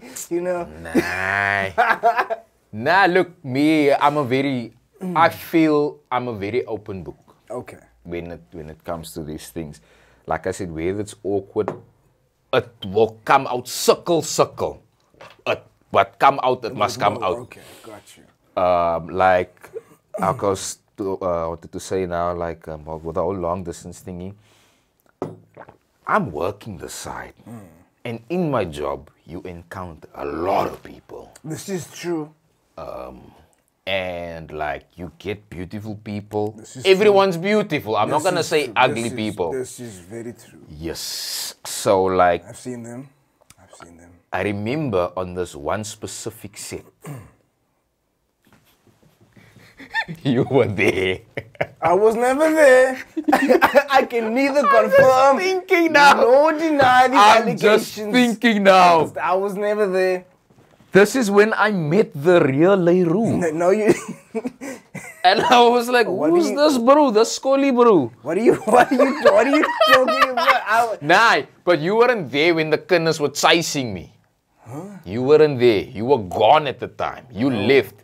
Where was this in the one in the at which location was this? Was it the same day we met, right? The very same day. So it was in Wynberg, the last... in front there by that winkeltjie. Yes, okay, no, but was it there or was it the one at where we finished in? Was it in town? Were you there? Yeah, I was there. But I didn't stay the whole time though. It was there. It was there. Really? When we wrapped, when we cut everything. Yes, yes. And then I left. I don't know, you must have seen them. When we were shooting that scene, there were these random 3 girls that just walked past the set, and I was like, those girls is looking for attention. Why are they just randomly modeling here? And you gave them the blue steel look. Nah, not even. I was just like checking the vibe. And I was like, okay, yeah, you saw clearly. I don't know what you saw looking for. And then they said, no, we're looking for youngster. I was like, was it the same girls there in Wynberg that came through? Are you out of your fucking you remember mind? now? Yes, I remember those girls, yeah. Yes. I remember those girls. But I was keeping to myself. Same. I was Same. I was just there to do a job. And my thing is like, I wanted nothing to do with him. I've got a whole girlfriend. Oh, how do you get a half a girlfriend? What are you talking? There's half girlfriends out what there. Are you, talking You get about? half a girlfriend, so in a bean. Yeah, yo, bruh. The streets do not discriminate. Yeah, no, yeah. Please, we love everybody. We do. Yeah. So I stayed away from him, and then I remember Bronte. You remember Bronte? Yes. Wait. Bronte Snell. Got you. Yes. I was thinking about the other one in. Okay, I got you. But she's also in. Was she's in another soapy. She played in the movie. She's in another soapy also. Zuidooster. She played in Zuidooster once upon a time. She was in. What did we do with Marlon? It was Clown, and then she was also in that. She was like my ex in this Not thing. her. Not her. Not her. No. I can't remember what's her name. But I know who you're talking about. I know who you're talking about. I was thinking of that one, but I know who you're talking about. I got you. So this was also my first time meeting her that day. Yeah. And then I remember she came up to me and she's like, what's your name now again? I'm like, Sergio, why? She's like, no, they were asking for Sergio's number and all. I took it as a joke. I didn't know she was serious. So you gave her number? No! I didn't give my number because I'm like, nah, you joking. laugh. And Bronte walked away. And I was like, okay, cool, that's the end of them. Because I was like, nah, you just pulling my leg, man. I was supposed to leave. And they were like, what you doing? Come through to the next location. I'm like, salute, I don't smile for the house. Let's go to the next location. And the girls were there. I don't know if you saw them. They came afterwards. But they asked him to be in the shoot as well. Is it? And I saw the girls. I was just like, okay, cool. Yeah, and then I was just like, okay, he's the girls here and what. And now Ernie's character is most flirtatious and what. So he was just in character. Yeah. That was the scene. He had to like flirt with the girlies and what. It's like, okay, whatever. He's doing his thing. I was almost a duck schoolie there. I'm just standing there. Don't you even remember? You were in character, but also not. You were just yourself. You were just yourself. I don't know if you know King Smasher. His songs play in the. I don't think I met him, but the song that was in the movie, yeah. Yes. Yeah. So like I met him there for the first time. I remember the first day he met me. He was also a bit nervous because he thought I was a real schoolie because of I had a teardrop. Oh yes, I remember that. I was like the tattoo. But I'm a normal bro. I'm not a schoolie, man. That's fake. It's fake. Anyways, I'm supposed to be like he's security, whatever. I'm just lamming there. Just checking the vibe. I remember Anissa told me in the scene, nah, moet nie so ernstig wees, man. Relax, bro. Smile a bit. Okay, cool. I'm just looking at him. Okay, cool. We did the scene. End of the day. Or they cut the scene. And then they bought us more pizzas. We're lamming there at the table. I went to go and lam with my bra Ernie and the kinders is lamming here. The one is lamming there and the one was lamming opposite me. Ernie's there. Ernie's just in his vibe. Ernie's just in his natural element, you know, just being Ernie. Yes. And then I remember like this girlie was like very like nervous and what. I got up and I remember someone taking me on my shoulder, but very like nervous, like a. And then I was like, hello, what guy? What's up? She's like, I was wondering if you couldn't maybe walk. If you want to walk me to the car or something. I'm like, where's your car? She's like, it's down there. It's a bit too far. I'm like, okay, cool, not sure. Because I thought if it's like, yeah, then like, you can just go yourself, man, you know? Because COVID could get her, so they want to protect her. You know, because this was in the middle of the pandemic, people. So we wanted to make sure that these girls do not pick up the COVID, but to walk them to the car, to offer them safeguarding. Basically, yes. Am I correct? Yes. Yeah, you know? Yes. And I was like, okay, cool. It's 3 ladies and it's me. I'm sure I can protect them. And it's like 4 versus 1. How many? I feel like we will be safe. Okay. Cool, whatever. Before we left, they were throwing a paar sexual jokes in there. Like, of course, this one chickie had like this, almost like a Japanese inspired dress. I was like, do you do karate? You do karate. And then the one chickie was like, nah, but she does karate in the bed. I was like, whoa! Whoa! No, she didn't! Whoa. Holy shit! Oh! I heard that and I was like, what? No, she didn't! Yo! Bruh! Yellow stout. But anyways, I'm just thinking to myself, oh, you know. And to what says I, bro? I just laughed. I was just like, I didn't know what to do. Fransman was a black belt of I didn't know. I was just like, okay. I didn't even ask for that, but okay. Then I started feeling a bit too nervous because it's like, hey, I must have a mochi, man. I can't. A whole mochi, yeah. I can't be indulging in this. Can't even be in though these streets, in these pandemic streets. What the fuck? I'm not kidding you. Like, the temptation was there because, like, the thing is, I haven't seen my whole mochi in, like, forever. Like, 3-4 months, maybe. Since because, yeah. You know what I'm saying? It felt like decades. So now, all Sergio is craving. It's just a drukkie. Just a little. Just a little bit of affection, you know? Something, you know. You know, just a little squeeze, just a little. I walked to the car, we went down, and I got and I was like, my bro, come with me. And I'm afraid to walk alone with these girls. Like, nah, sure, bro. Sure. You don't trust yourself. I didn't know what to trust anymore at this point. Protect me from myself. Protect me from myself. I remember. I need a witness. We walked to the car. And it was now time to leave, and now they're giving hugs. They didn't just give any normal hug. No. Those girls came, they brought the heat, they put it on you. Gosh, look at me getting all excited here. They literally put it on me. You know that hugs where you push your privates against it? Oh my goodness. They came with that hugs. Ik van een broekskoot. Huh? I'm just standing. I'm just like, oh. Yo, I was craving this. She's hugging me. This skin is all up in my neck. I'm just like, yarra, what the? And I remember she kissed me on my cheek. Mwah. No ways. And I was like, but I kept my cool. I didn't act like all like, I didn't act like that. I was very like, okay. You didn't.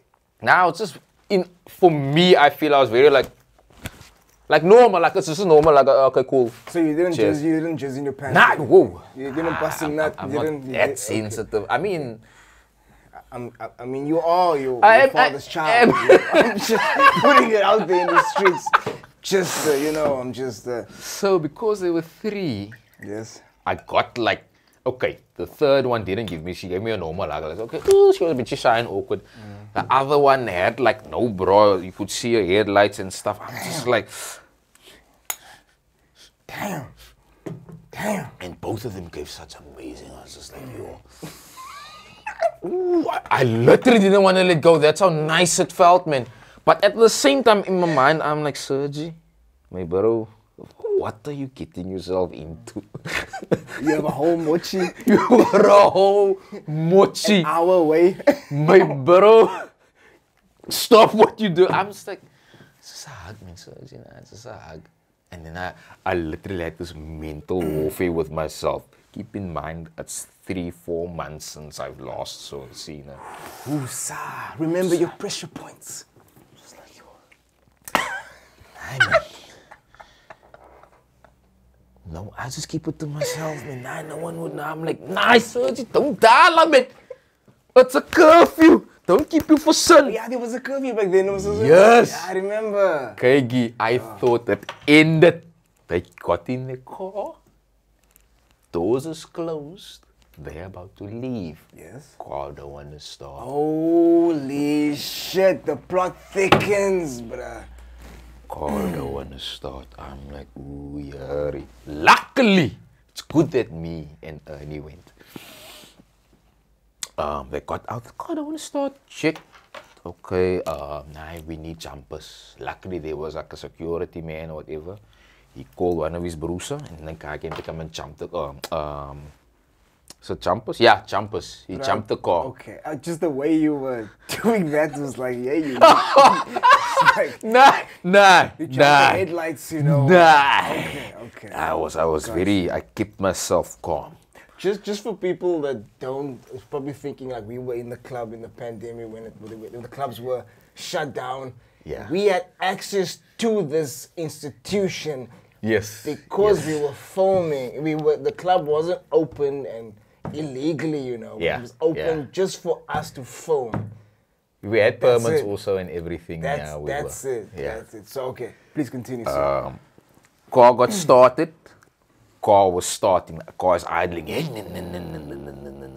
Oh, thank you. And Sound like a motorbike though, the way you did sorry, that. Okay. It does actually. I'm just, you know. Yeah. Nah, it was a normal. Was it a Sparky? I feel like it was a clean currency. Like yeah. Car started, and now the extra hype. Now the extra thankful. Like, oh, thank you. And now it's another drukkie. You lose your mind. I'm like, here we go again. But I'm excited because I've been craving this. And this girl, and I think my mistake was like, I told her, yeah, you give liquor hugs, young. You told her? Oh, you confessed. I told her, you give liquor hugs, man. What did I do that. I do that even now to this day. If anyone, like, that's why it's a genuine compliment. You give a liquor hug. You gave me a liquor hug. Well, it's true. Yeah. You gave a liquor hug, then true. She gave me again. I told you. And I told her the first time she gives a liquor hug. Gave me that chicken. I'm just like, how extra. I was like, oh yeah, and just embracing it now. I was like, I remember Ernie was like, yay, get a room, you two. I was just like, yo, Ernie, I really, I was saying this in my mind, man. Oh yeah. And eventually she left and the other one gave me another flavor that I alweer soon she op die wang. Oh, damn it. Ja. Damn it. Yeah. And the third one came, normal hug. They left and they're out by the car. Bye! Bye! I'm just like, yo. Is this what happens when you're on TV?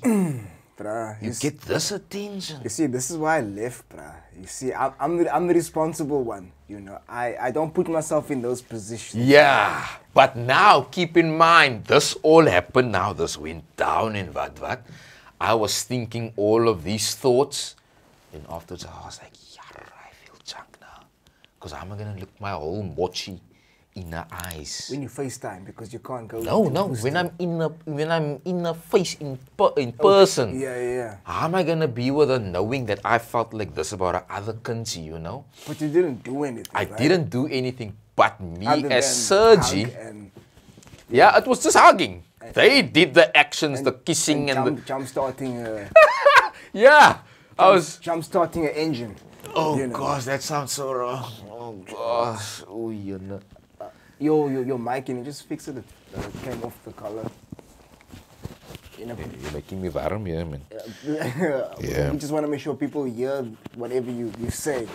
Cannon will be used against you in the court of these streets. I remember I went through, I got there and like I looked at, I was chilling. Yeah. And I had this thought in my head, I was like, She's like, do you want to tell me something? I'm like, yeah, there is actually something, but I don't know. I don't know how to tell you. Now she started to freak out because it's like, what is it? Wait, this isn't the conversation between you and your homemochi, right? Yes. Okay, got yes. you. And this is in real life? In person. This is now after the 3-4 months now, if not longer, I don't know. I eventually ended up going through, and we were chilling. I remember we were chilling in a room. These are my confessions. I was like, I feel some kind of way about this, man. Like I felt like I did something wrong here. Like I legit felt like it. You felt like you cheated. Yes, okay. Basically. And I'm sitting there, I'm just like, oh. And like I told you, I have these uncomfortable conversations. Whether it suckles to come out, but it come out. Yeah. And it took me dark long to let it out. And this girl is like waiting in anticipation. She's freaking out, overthinking, creating monsters in her head and all of these things. And eventually I told her, look, I can't remember how I told her, but I know I told her the story about these 3 girls and how I felt. I actually felt tempted and things like that. I remember she got up and she left. Gone. I was like, oh. Hold up, so you confessed your sin, you confessed your sins, and then she just up and left? Yeah, she got up, she's gone. Where did she go? Was her house? I don't know. I don't know where she went. I just know she went out by the door. She should have kicked your ass out. I was like, why is she leaving? Like, so I was like, oh gosh. I felt bad that I told her now because I was like, I messed up. She came back. I could clearly see she went to go and cry. She came back. She sat down. She took my hands and she was like, thank you for being brave enough to open up about something like this. Because I know it's not easy. So I was like, it wasn't easy. Because it was bothering me the entire time. Wait, it wasn't easy to resist the temptation, or it wasn't easy to confess these Both! Both! It was a double, not Both. easy. I like it.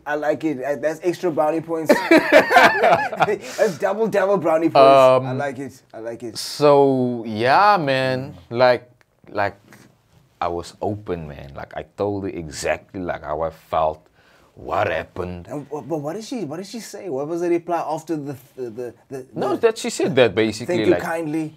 And then did you move on? Did you move on over there, or did she say? I feel we moved on about that. But obviously now, where the junk thingy came, what the junk thing here was, now when I had to leave, and there's again that long gap before we see each other, it's like, it's going to cross her mind. She's going to overthink. She's going to try to... Oh, gosh. Okay. He's going to feel again like that. And now she started like overcompensating, like doing things that's not really necessary. Not in the character also. And I told her, like, look, it's all right. You don't need to. And stuff like that. So, like, it was really difficult, the long distance thingy. Like, we both came to the conclusion, like, look, it's not working. Like, that's why we're still good to this day, is because none of us did anything wrong. We saw what was happening, and before shit got crazy, before things got ugly, and you see. Yeah, we started arguing a lot over small stuff. I was like, oh, this is crazy. And then she kind of just had this vibe. She asked me, are you okay? And I was like, yeah. She was like, then I must have been imagining things. So I was like, no, to be honest with you, I've been feeling some weird kind of way and things like that. But it wasn't about the breakup. I just felt very like, I was losing my grip from the relationship. Because of your cold hands. And got you. Yeah. And then she was like, I feel like I told her I lost my grip. That's what I told her. I lost it. Like I picture this rope and I'm holding on my last grip strength or my last finger, and it was like, I let go, and she was like, do you want to get that grip back? And I was like, I don't know. And there she already kind Holy of... shit. She asked you that and you said, I don't know. I don't know. And there the entire energy changed. It's like she knew already, like, nah. If you didn't hesitate and let's say you just said, of course I do. Different story, but you said, I don't know that. Then yeah. So like, she started speaking to me different, where I could feel, something is off here. But then she was like throwing hints, like, just do it already, over the phone already. I'm like, nah, I don't skit like that. I don't. And I told her, you're not the weekend special that you just throw away like that. Shout out to Brenda Fassi. Yeah. And then like I told her, look, I'm coming through the Friday, or rather the Saturday, and then I'm gonna do it and then leave the same day because I felt like it was gonna be awkward to like stay over. Yeah. Obviously. Yeah. I had a girl like that one time. We broke up, but they still spend the weekend together. It's like we broke up on the Friday night. But let's just spend the weekend together. But I mean, if you're so cool, then yeah. Yeah, no, we were cool. So like, I went through the Saturday. They made it so difficult. Cause like, with me. Oh, so a fan was also there, right? Holy shit! How long were you guys seeing each other for? Almost 2 years. Goddamn. Almost 2 years. So they were already picturing, this bruh, my daughter's gonna marry this bruh, kind of vibe. They already put it in the head. Our household was also single parent vibes. So like, people know me like this, like I'm into the older women, and not necessarily. I just for some reason always attract the older women. Okay, so she has a type. Okay, I do have a type. I actually had this. She likes the women looking for Ben 10s. I don't know. I just seem to always. How much older was she though? 4 years. Okay, that's not much. That's nothing. It's not much. Nah, but yeah. Come on, guy. Come on. Got there, and the mother saw me. I was excited to see her, even though we both knew what was coming. And it's almost like the closer it got to the day that I was supposed to rock up there, she started getting panic attacks. Because she was like, the anticipation is too much now. Like, she knows this is happening and she can't handle it. Got there, I was just excited to see her, but I was like, can I hug? I didn't ask, I just thought this, can I hug?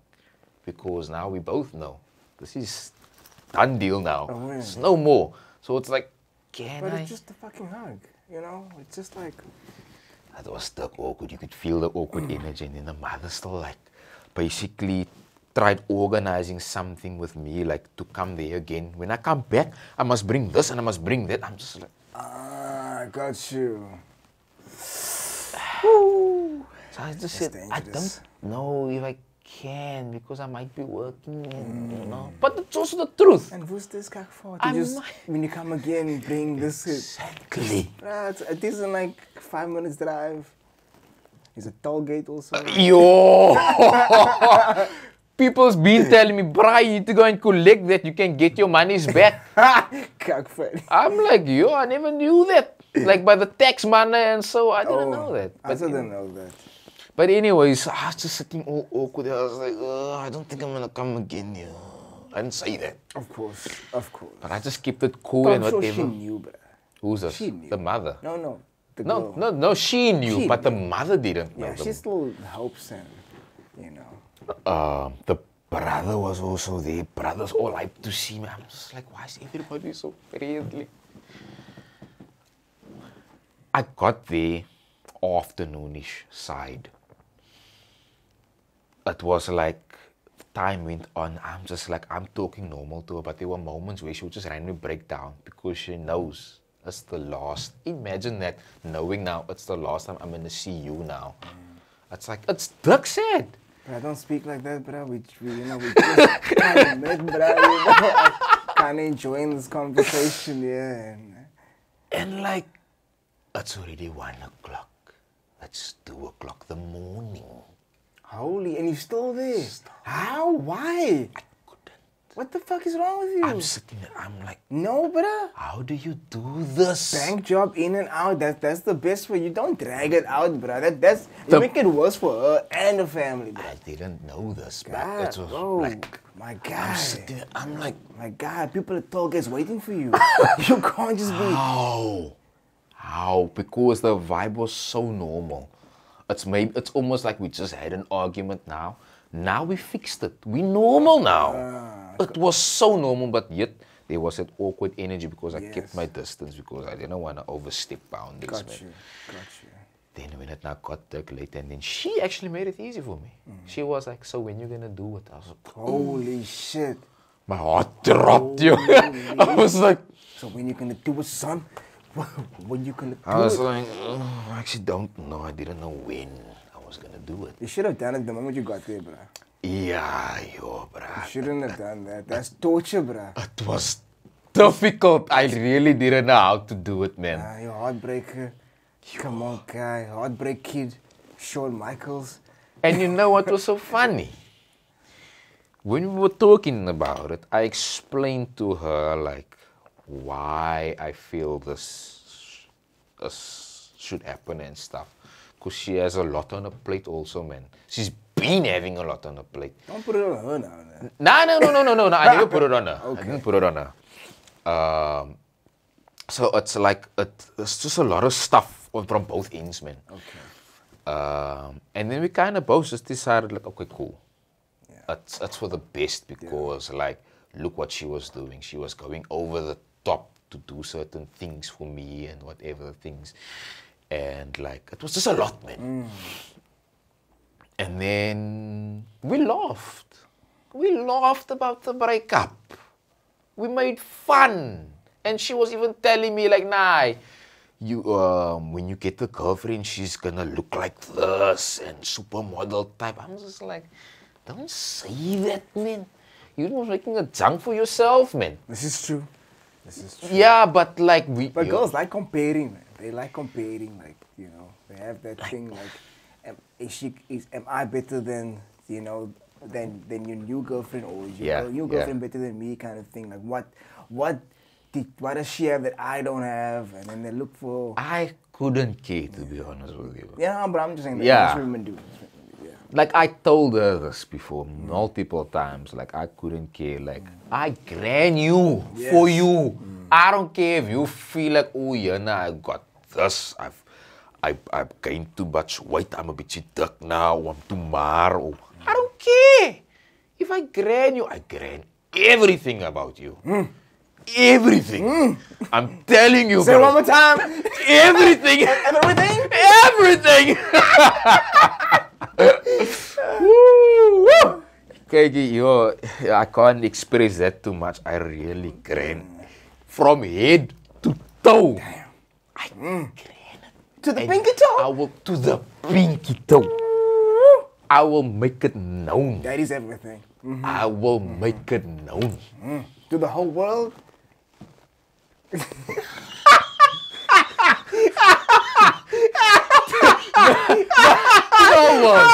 I won't. Now, I was thinking something, man. That post says it all, man. I was thinking something. That is kind of funny. Oh my goodness, bruh.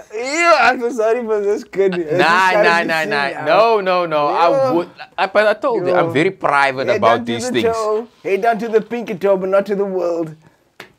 Wow. But then again, I told only certain people, the important people in my life, couldn't supposed to only know about, like, okay, I gran you from head to toe and what. Whether or not you gran or not, I gran you from head to toe. Gotcha. Like I told you, very private.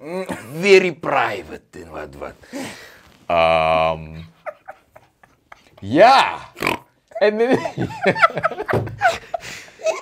and then we decided, okay, cool. That's for the best and whatever.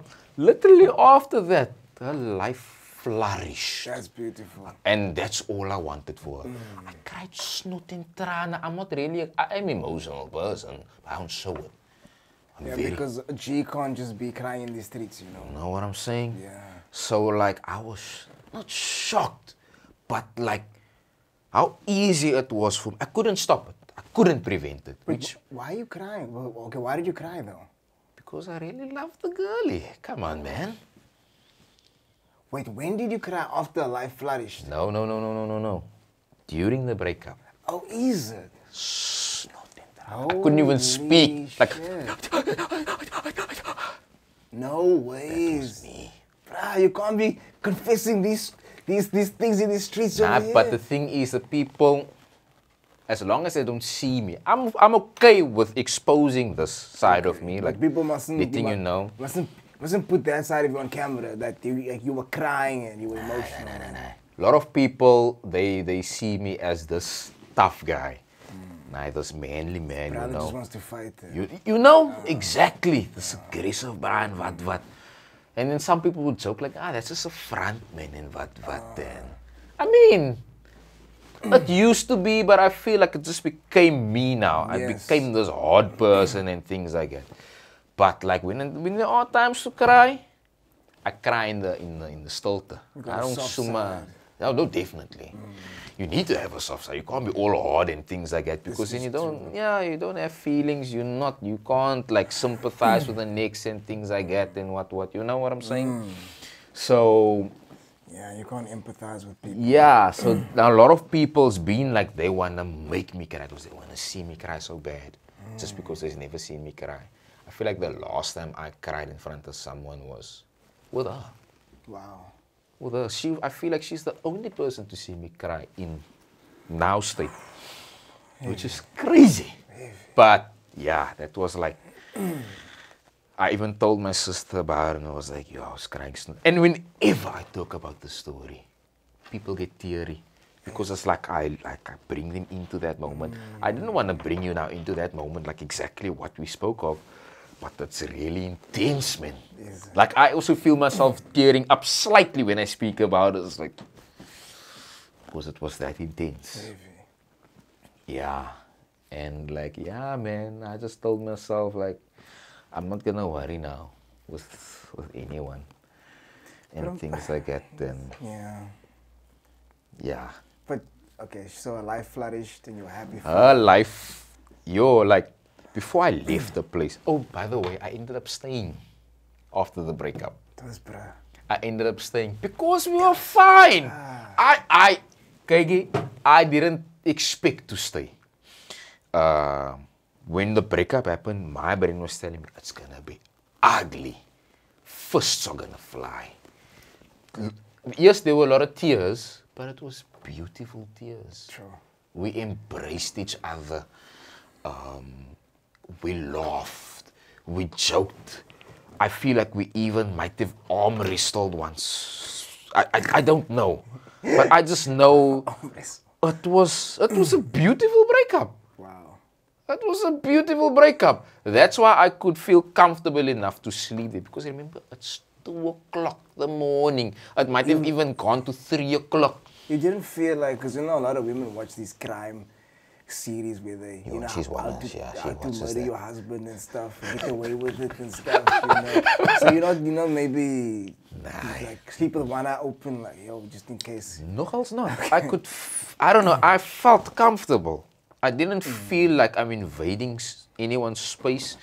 And she even like said, I feel like she even told me, no, it's fine. You can sleep there. I can sleep there tonight. Wow. And I was like, okay, cool. Yeah, I actually feel comfortable. And I told her I thought I was going to feel awkward. Nah, I felt duidelijk. I slept there. I woke up the next morning and it was like normal morning. And it's almost like the breakup brought us closer. Sheesh. I sat there on the bed and then there was again a few times where she ended up in tears and things.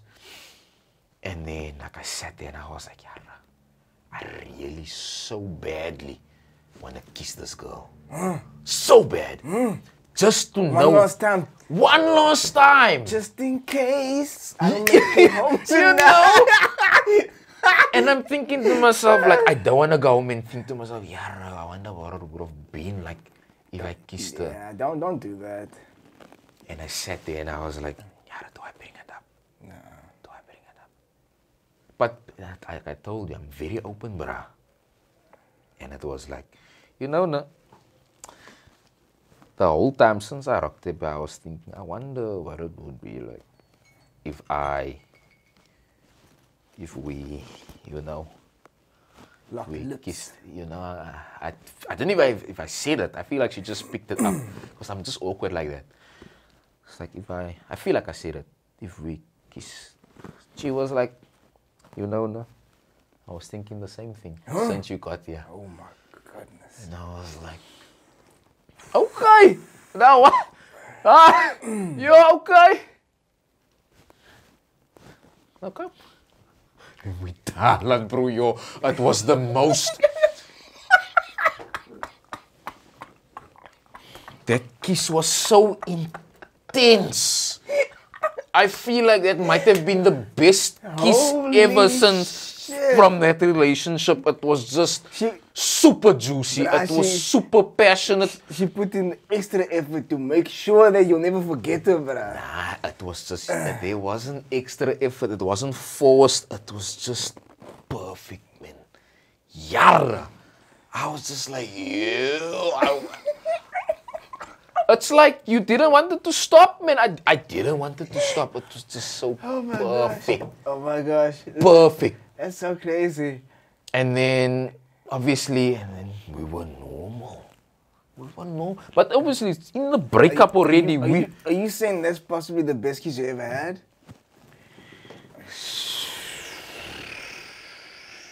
This is a question for 5 marks, please. For 5 marks? Please take your time, sir. It was a very great kiss, that's all I'm gonna But say. you put this You can't put me on the spot like that. bruh, you've been willingly, openly sharing all this to the streets. You can't stop now. People want to know like the rating of this kiss. Yeah, it was a 10 out of 100. Yo, it was a 10 out of 10, man. I don't want to over. So you're saying this is the best kiss? You're saying this is the best kiss you ever had? It's one of them. I've had plenty. I don't want to say plenty. When I sound like my tops. Keep in mind, your current girlfriend is watching right now. No, definitely. 100%. I know. That's why I was like, how do I go about this? That's why I'm like, look. She's probably wondering, like, he's never described my kiss like that. No, she does. Okay, let me tell you this. Okay. When we frayed the first time. Who's this now? Your new girlfriend? The Karen. Okay. It was very weird. I was like, what is this? What do you mean weird? This is new to me. I'm not used to this. What is that? The tongue, man. What did she do with the tongue? She put it in my mouth. And she did this thing. Wait.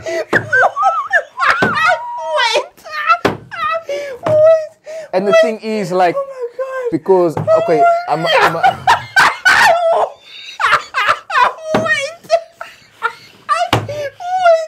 Oh my god. Wait. Just.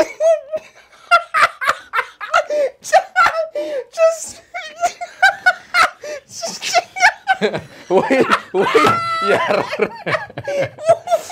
The thing is, with the previous one, she never really liked using tongue. Oh my So like I got used to that, right? Oh my god. I got used to that. Okay. It would be very minimal. It's rare. Oh my It's rare, so it's like I became adjusted to that. Oh my god. Her This is the first time style. I'm crying someone. It'll be Really? No, I'm just fucking I was gonna say that, yeah. Because my emotion. Okay, wait, your previous girlfriend didn't want to use tongue much, okay? And Yeah, then? she didn't use much. She didn't actually like using Oh tongue. my to be god, honest. that was one of the craziest moments in the streets. Yeah. So it's like, okay, cool. Because the thing is, I'm a queeper. You know what's a queeper? You know that fruit that Yes, got you. you're just very late to certain Oh, things. got you. Oh, got Like you. I experienced Yes, my that- first kiss very late in my life. Okay, how old were you? This was 2016, I feel. So how old were you then? How old was I? I don't even know. what we now 2023, I need to work out a calculator if I want to calculate that now. Wait, 2016 you said, right? That's 7 years. 7 years ago. Is it 7 years ago? Uh-huh. Let me calculate this for you quickly. 7 years. Oh, 22. And the first kid is 22. Was it 22? Shit, what were you doing before then? Nothing. That's why people thought I was gay. I mean, not put out my track record in the streets to make you make me feel like I'm loose in the streets. God damn. Yeah, nah. 20. Very late. But this is what I consider my first kiss. Okay. I had experiences within my life that are crazy, that not many would experience. Okay. Where, as people would say, nah, don't lie. That was your first kiss. Okay. Nah, it wasn't. I don't look at it as my first kiss. I didn't fray the tiny back. It was my primary school teacher. My primary school teacher drugged me fast and was like, kom hier so. Don't talk cock. Oh, primary school. Primary school So she was a teacher. pedophile. No, I was grown. How? You were primary school? I was out of school at the time. I was Okay. fresh out of school. Okay. And then... My bad, not a pedophile. I thought he was still in primary school, like grade 2 or something. Nah, my grade art teacher actually, my very first teacher when I entered into school. Or, yeah. What do they call it? Not primary, it's not creche. Grade R. Yes. Grade R, It's yeah. like grade 1, basically. Nah. Oh, before grade 1. It was grade 0, basically. Okay, got you. Knew this teacher, met my first best friend there, Tulani, shout out Tulani. Shout out to Tulani. My first best friend, they called us E-Lollipop. You know the movie E-Lollipop? It's like this white boy and this black boy, they become best friends. You know, it was apartheid back then. Yeah. So it was like a thing. Okay, got you. So he was like I said he was my E-Lollipop friend. Anyways, grew older and stuff, and then I found out that it was actually his aunt. I don't even know if he knows about this. But I remember I went to her house. I was like, oh, it's so good to see you, because I'm always happy when I see people I haven't seen in a long time. And this lady was happy to see me, head over heels, like super ecstatic. And the lady was just like, you know what, she just loves my look, she loves my hair, she loves my build. She even called me a muse. Oh. And she was like, if she dies one day, she passes away one day, I must come and sing at the funeral because she loves my voice. Shit. And you know what? To me, it was just, it was nothing weird to me. To me, it was just an auntie that just really appreciates me. Finally gave you that compliment. You know? Yeah. And she started sending me pictures of models and things, topless models with long hair. She's like, in my eyes, you look like this guy. You like look like this. Very majestic hair blowing in the wind and things. You know? Fabio. Yeah, and she started writing me poems and stuff of how much she appreciates me. And I was just like, you know what? It still wasn't weird to me. Wow. I was just like, this is beautiful, man. I appreciate you too. And I remember I started joking with my sister. Like, even my friend was joking, nah, she smack you. I'm like, of course. How can you not smack this? And then my sister was also like, nah, she smack you. And this was all in chats. Holy shit. Then there was this one day, I did not expect it. My first time experiencing something like this. I went over to a place like normal, went to go and, obviously went to go and look for my bra. I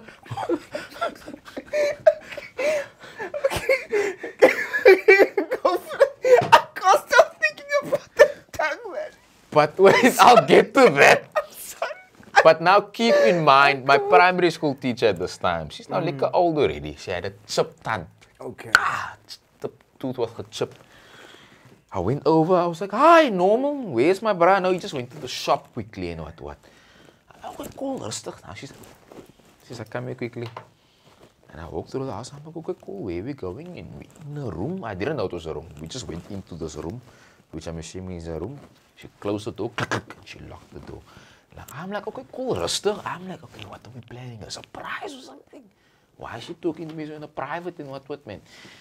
Yo, there the lady bring out the dockets. She's like, what is this that you're talking with to your nephew, whatever, over the phone with him, talking about that I smack you and stuff like that. What if it goes out in the streets? How am I gonna look and things?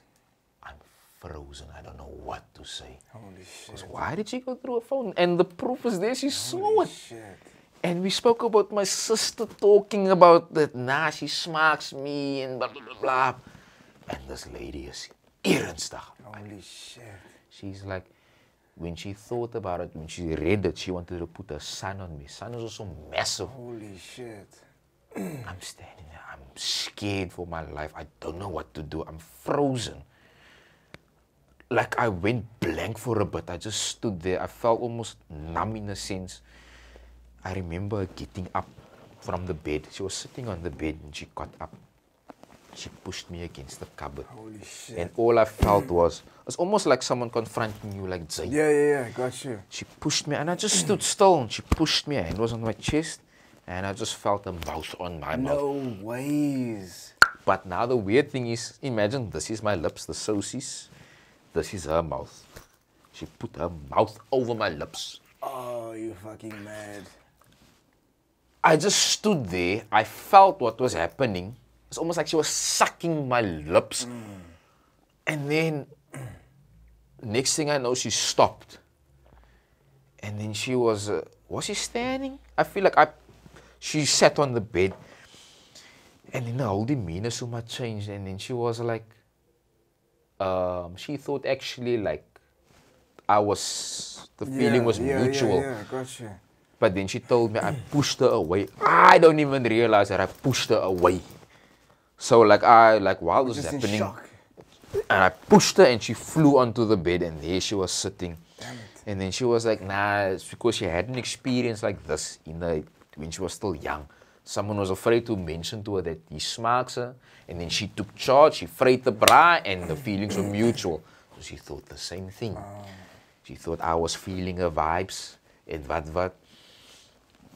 And then she died. She's not alive today, but where? Wait, when you say she died, what do you mean by that? She frayed me. Okay, no, I thought something happened Oh. Yeah, Nah, so I was like, did you actually wait? Yeah, I know I speak a certain way. So she wanted to died make at the fray. Because the you know frayster. these streets are gonna make assumptions. What does Sergio do with it, auntie? Nah, KG, and then the tiny sucked my lips, and then she told me she actually tried to bite my lip. Goddamn. With a tooth and what. But you kept the saucy's lips because you couldn't. Yeah. So no. Before she could bite me, it's almost like we were karating us, dodging her teeth with my lips. I tried to, dodging her teeth and what. I tried to, and then obviously, I was still fine with it. It's all of this happenings. It wasn't weird for Sergi. Where it kicked in, when it got weird, almost dramatic, when she was like, don't tell anyone what happened here. Holy shit. I was like, oh my gosh. So this wasn't supposed to happen. Oh, I made that assumption. I thought that in my head. How old are you at this age? 22 mos. Yeah, no. No, this wasn't 22. This was Yuri, was I younger? This was E-Lollipop days. No, I was younger. I was It younger. sounds younger because of the E-Lollipop thing. I was younger. Because I think in matric, you're 18 years old, no? No, well, I was 17. Okay, yeah, some is 17. Okay. So we're 18 in matric. So was this in matric though? No. It was like just fresh out of school. Okay, so at least. So I was, say, 18, 19. Got you. Okay, so you were of age. I was old of age. Okay. But it was still weird that this auntie was so like, I was just like, so that's not supposed to happen. I just took it as a normal auntie kissing you like, hi auntie Grita, hello, mwah, hello. Gotcha. Mooi om vir jou te. I took it as that until she said, don't tell anyone. I literally kept it to myself, but I felt weird. As soon as she passed away, I told my sister about it. I didn't keep it to myself anymore. Because I just felt like once it gets out in the streets and she finds out and it paints a bad light in her eyes, or what, or rather, like, yeah, in public, and she looks, yeah. Then she might put her son or someone on me, and then it's a whole other story. You know what I'm saying? Yeah. So a lot of people like that knows about the story, says like, nah, that's your first kiss, bro. Okay, just hold it. I gotta take a piss, bro. Hold on. Okay. Hold up. Okay. We'll be right back. We'll be right back. Yeah. Okay, look, that potentially could have been your first kiss, right? But can we just go back to the tongue? Can we just? I just wanna.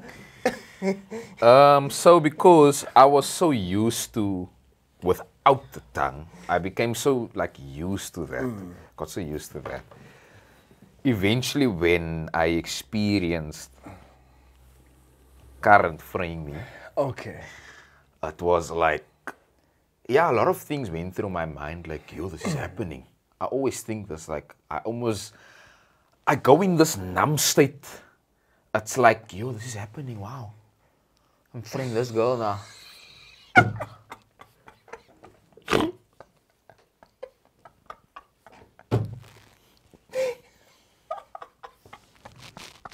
But then, like, while it was happening, I was like, wow, this is happening. I'm actually, you know, we actually fraying. And then I felt the tongue. Zat! I just felt this tongue. Like it was there. And it did this.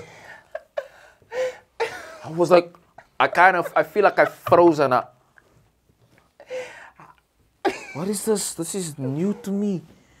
Yo, that was weird. Okay. And then it went back to normal again. And I was like, I didn't say anything at the time. Like, it was a moment, and I feel like I didn't want to like spoil the moment by saying, yo, that was weird. I'm not used to this tongue thing stuff, whatever you want. Wow. Yeah, you know. It's nice. Did I go in for a second? I feel like how the person who I am, I feel like I would want to go in for the second time again. Because it's always like the first one is, for me personally, it's always like I go numb. It was like, wow, all these things are in the mail, like, wow, this is nice. Whatever, blah, blah, blah, blah. Okay, cool. Now I see you. Second time. Now that barrier's gone now. Let's go in for the second time. I'm more comfortable. It's Dala now. Now we Dala, we go. Okay, not Dala like as you know, I mean like Dala the phrase. Got you. Felt more comfortable. Okay, kwai. The tongue thing happened again. I was like, this is new. It's almost like I'm here. Tongue thing happens. It's like, yo, what is this? I don't know this. This is odd for me. It's mind blowing. Yes. Yeah. Or more, it was more at the time, it was more shocking to me. Like, what is this? I don't know this. This is weird. It was literally weird to me. It wasn't mind blowing, it was just weird to me. As time went on, when I became now comfortable with the phrase, now it's like I look for this weird thing. It's like if it don't happen, then it's like, holy shit. Yeah, now it like became like a thing now when it happened. It's like, when it happens, it's like, wow. Wait, okay, so this is with your current girlfriend now, right? This happened, right? Yeah. So what do you mean when you say when it doesn't happen? Are you saying that when she doesn't do that thing? When she doesn't do the thing. Like, where's my thing? Yeah, exactly. Okay, not like, nah. Okay. It's more like in my mind, I'm just like, yo. It's kind of disappointing. Yeah, you know, now when it happens, and it's just like, yeah. Now we're talking. Yara. Shout out to the new girlfriend and the crazy tongue. Making this man do backflips over here. Okay, now I look for that tongue, young. I suck that tongue. I'm telling you, I do too many things to that tongue, and she does things to my tongue also, which is just like, yo. That's so fucking interesting. Yeah, so now that's like our thing now, the tongue thing. Yeah, not really, but How long you guys seeing each other for now? It's fresh. Fresh. Few months. Okay. Few months. Got It's you. new. You think she's the one? I can't say just yet. I'm very open and honest with this. I was confronted by her father already. Holy shit. Like, what are your intentions with my daughter? Holy shit. That talk. That talk. And it's the first time I met the father. But I thought to myself, why must I be nervous, man? I'm going to be straight with you. Because my thing is now, I tell you, wait, he's like, are you going to marry my daughter? I was like, I can't just go and tell you yes. I can't go tell you no. Because then it's like, what are you doing here? Why? You said no, why are you here? Why are you dating my daughter? So I told him, I don't know. I can't answer that question. I'm still getting to know your daughter to see if she is potentially going to be my wife. We're still learning each other, still fresh. That's honest. So, same with the current one. I can't say if I'm going to marry her, whatever the case. It's fresh. Yes. We just started dating Maka. So, it's like, we're still getting to know each other and what. So, like, we'll see as time goes on. And what did the father say when you said this? Nah, not even the current. I'm talking about the previous. previous. Previous. Okay, got you. And the thing is, he actually respected my honesty and he actually liked me. And we joked around and things like that. And yeah. So it's the same. Okay, I had this, I feel like, did we have this talk already? No, we didn't have this talk. I was still fresh, man. I don't know, talking about marriage now already fresh. Nah, man. And I feel like I'm also very honest about that. Don't bring up the marriage talk suma now. Ons is suma nou. We started dating last week. Sy praat al nou van troue al. En kinders. About kids, My bro, kyk it so, man. Jare. It's a bit scary. It is scary because my thing is now, I don't know you. I don't know now. Just met. Yeah, you in your honeymoon phase and what. I feel like, yeah, I'm always in honeymoon phase. I don't know. I feel like you still in honeymoon phase. You look past. If there are red flags, you tend to look past it because you just like you head over heels for this person. Now it's like when you become comfortable. It's with anybody. When you become comfortable with someone, you start to show more of yourself because like you always try to maybe, let's say you try to impress the person. Of course, in the beginning. Show the best side. Exactly. You wanna, yeah. No, say comfortable. Now you decide, okay, now I don't need to do my hair today, man. Ek is gewoond, sy is gewoond aan my maniere for that. Yeah. Now you start showing other sides. Almost did this again now. You start showing other side that you never necessarily showed when you were still like in honeymoon phase. So now it's like, you give it time. Let them become comfortable. And you will start to see these colors start showing. Whatever the colors are, the true colors, it will start to show. But, you know, like, women are more emotional thinkers. You know, we are more practical and logical. However, if we feel, let's say this girl's giving us extra attention and making us feel special, and, you know, like, then obviously we also like, yay, like we just ignore the red flags and she said this, she didn't mean it though. You know what I'm saying? Like, you know, we overlook those things. Until later on in the relationship, like you said, when you get comfortable with each other, then that's when you start seeing the red flags more. Yes. It's weird though. So that's me. That's why, like, sy kan nie nou al wil kop praat van troue nie. I will tell you, if you gonna dik early stages van troue en goede, I'm gonna walk away. Because it's like, why you so desperately want to get married?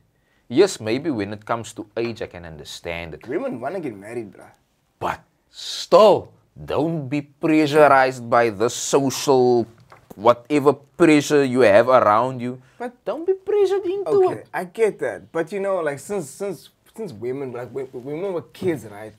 When they're watching all that Disney cut, that Frozen, and all of those things they watch, and they get indoctrinated and programmed by these fucking pop and cheese. They watch Snow White and the Seven Dwarfs and kak, and the main goal is to get married because they look at this big beautiful wedding and I want that for me one day.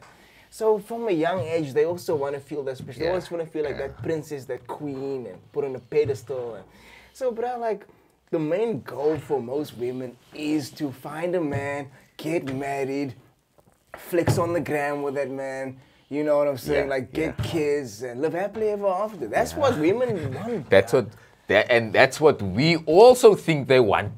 The whole fairy tale thing, Yes. treat women like queens. Yes. Yeah, but then when you do that, then it's a whole different thing. Then they're like, oh no, this is something that want nothing to do with it. That was me. That was me before I had my first girlfriend. That was me. Oh, what's up? Oh, no, it's fine. That was me. I I'm looking at remember. the chain.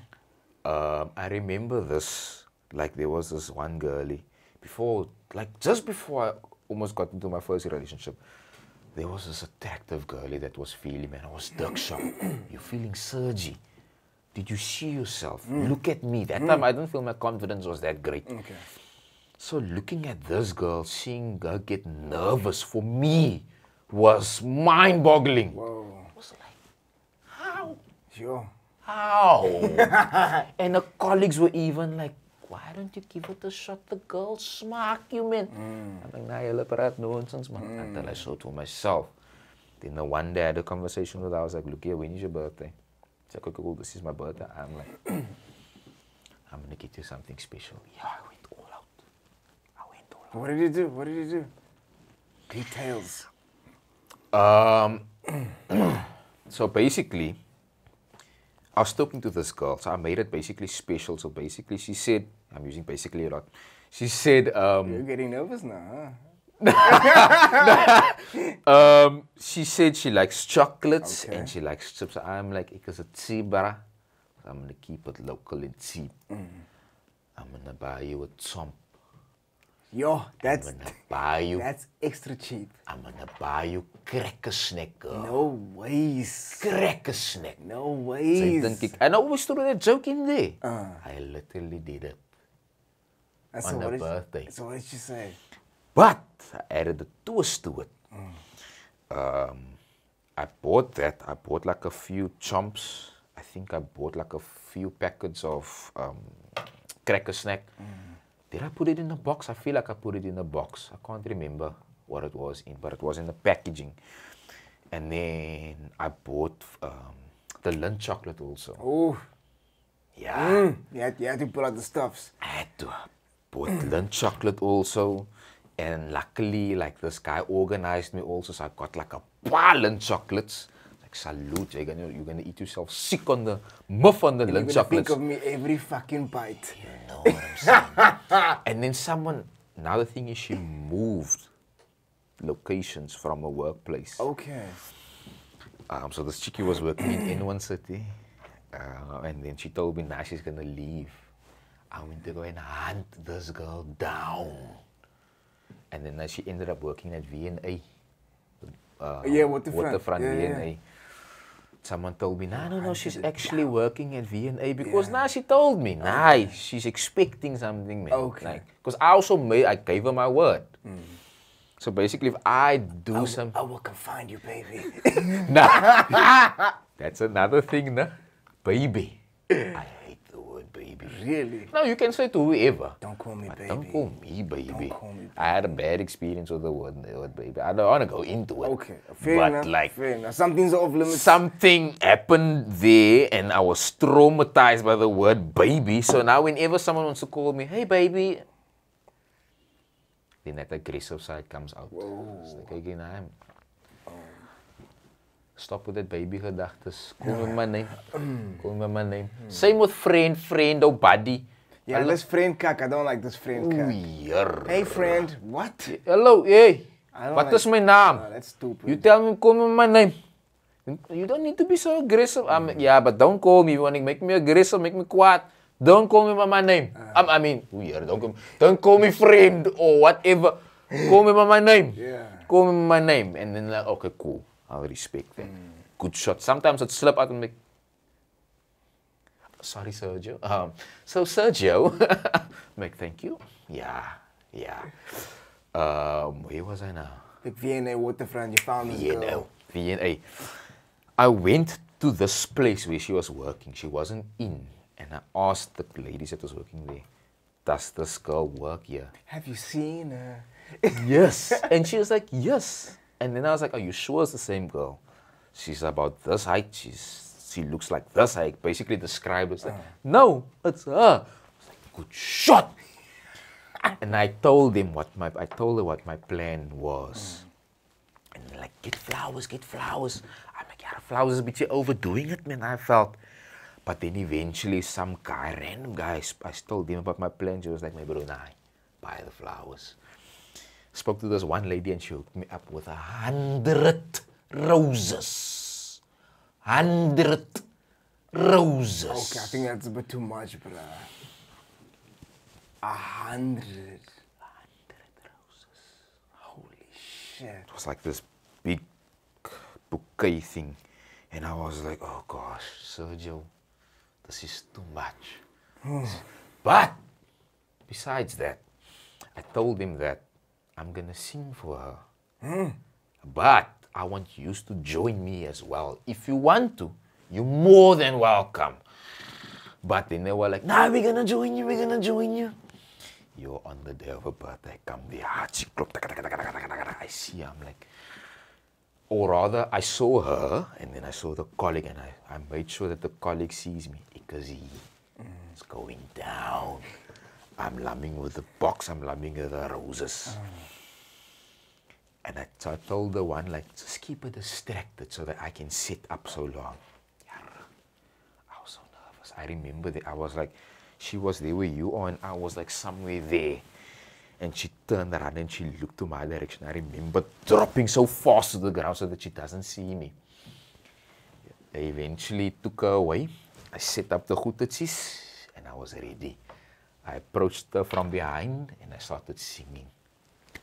She turned around, she started getting teary. It was an amazing moment. Gosh, beautiful. She loved it. Everybody was out with their phones recording. No way, serious. Mense verlaat me. No one sang with me. I sang alone. I was just like, okay, cool, it's fine. In your Barry White voice. I just did my thing. I sang for this girl, you know. I sang my heart out to this girl, man, you know. What did you sing? Happy birthday. Okay. I thought you did. Nah. I sang happy birthday. Okay. I did my thingy, and the girl, she gave me a hug, and at the moment it was beautiful, man. It was beautiful. And then I remember, like, I was like, I still need to give her the gifts. I was like, gosh. I was like, anyways, I brought you something. I gave her the chocolates and the cracker snack, and she looked at it, she laughed. She found it duck funny that I actually did it. Yeah. So I told her, nah, you're going to eat yourself muffin the chocolates. I bought you over enough. Yeah. Then I was the roses. Weird. I was like, Sergio, you sure you want to do this? I went back and forth about it. Went to the roses. I was like, by the way, there's still another extra gift. Told to close her eyes, and I had the roses behind me. I was like, are you ready? And I showed her the roses. But she loved it. She was over the moon. Okay. And things were going smooth. It was going according to plan. And then eventually I was like, I need to get this girl's number. But how? I'm still very nervous.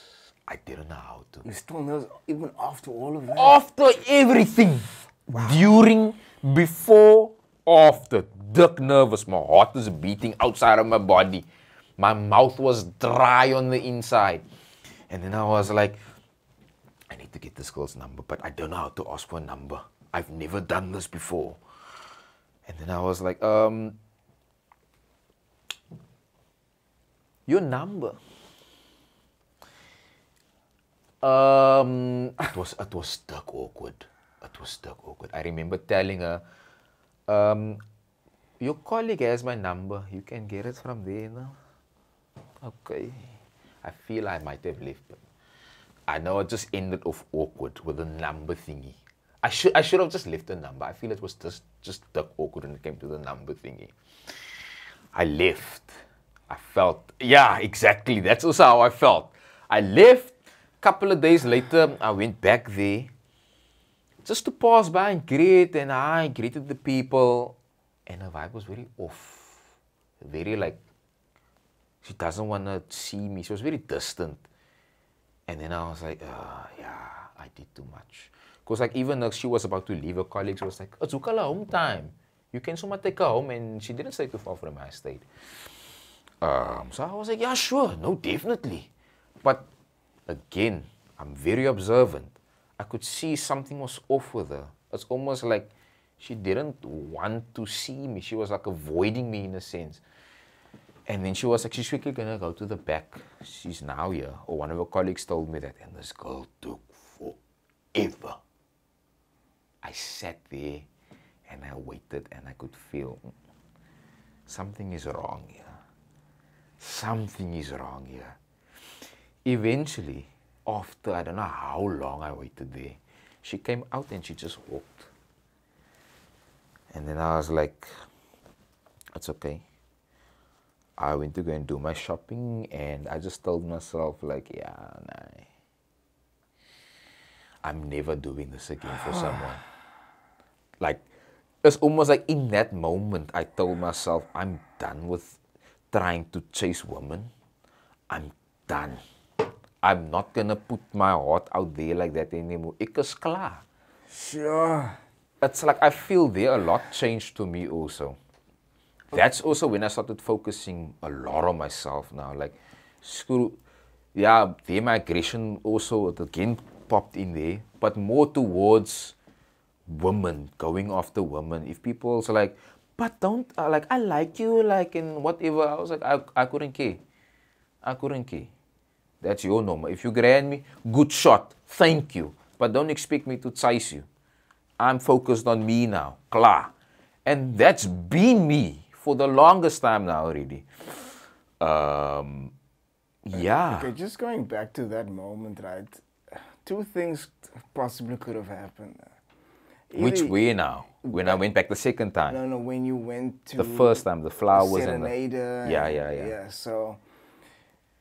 Do you feel that, okay, one, maybe you were kind of responsible because the way you left it? I do feel responsible, not the way I left it. It's more, I feel I overdid it, and now it's almost like she, in her brain, thought like I was expecting something from her now in return, maybe. No, okay, I'm just thinking maybe you could have been a bit better about the number situation. No, definitely. I mean, maybe if you asked her, what's your number, can I call you, can I take you out sometime? Yeah. That would have maybe been different. Instead of get the number from my colleague and... Yeah. No, it wasn't like a go get. I was more like awkward about it. Like, I got you. Secondly, maybe you overdid it and maybe she felt it was too much. But the reaction, like you say, like she cried and she was emotional and she loved it. It was tears of joy. Yeah, so maybe she loved it, and also maybe she didn't. A lot of people don't like the attention. Maybe her colleagues then made fun of her, like get this bra, and, give gifts, and maybe, I don't know, but you shouldn't let that one moment just destroy your romantic side. No. It did, but I slowly started getting back into it again. With this new one now? Okay. Yeah. I do agree with you about chasing women. Like, chasing or not chasing? No, the whole thing of chasing, yeah. Like, like don't chase, you know. Let I always have this thing, like, okay, don't copy this T's and C's apply. This may or may not work for you. But I just let them come to me. I don't chase. Yeah. I look, this only really started happening when my confidence started growing, I guess. Because obviously, like I told you, I felt very invisible. It's like almost now like I wanted to know what it feels like for a girl to actually like me. I was curious. Because like everyone's experiencing it that I'm seeing around me. Why am I not experiencing it? And then I started like watching a lot of these videos on YouTube, self-improvement videos, how to get a girlfriend, blah, blah, blah, blah, blah. And I was like, yo, this is hectic, man. Some of it I obviously put to the test. Some of it failed. A lot of it failed, and a lot of it also succeeded. But it was just a thing of confidence, really. Like when my confidence grew, it's almost like I kind of push it all to the side, and I kind of just let it free flow. It's like I would go into the mall, I would greet someone like, "Hi," something as simple as like, "How much is the sweater?" That's how I also started learning how to speak to people. Yes. I was very awkward speaking to people. So I would just do that. "Hi, how much is this now again? Is there like different colors? Is there different sizes?" "Okay, thank you so much. Okay, have a good day." Gone. That's how I started building my confidence and That's things so like that. true. The whole working on yourself, focusing on yourself. And the moment you do that, and then the moment, like you say, your confidence started building, you started to... I literally started attracting good things into my life also after that. It was And just- the more, I'm telling you, the more you do that, the more positive energy you also project, the more the happiness, the energy shifts about you. People will see that, and then they will be attracted to you, and that's when you get options. That's when you get options. Instead of running and chasing and showing the girl that, no, you're the only one that I can get, so I'm gonna run and chase, and you gotta show them that, no. You're one of. Yeah. Yeah. If I choose you, it means that I've choose you. You're not the only one that I have. The only one. I'm just settling because you're the only one that I can get. Live in abundance. This is also what I teach certain people. Like, because a lot of people must tell me I must become a motivational speaker. People come to me for advice and stuff. I'm like, live in abundance. Don't just feel like, nah, this is the only thing that I have going for me. Nah, this is the only bra or currency that I can love and whatever. This is the only gig that I can get. Yes. And it's sad because, like, I've got a bra. He's like, he gets a girlfriend now.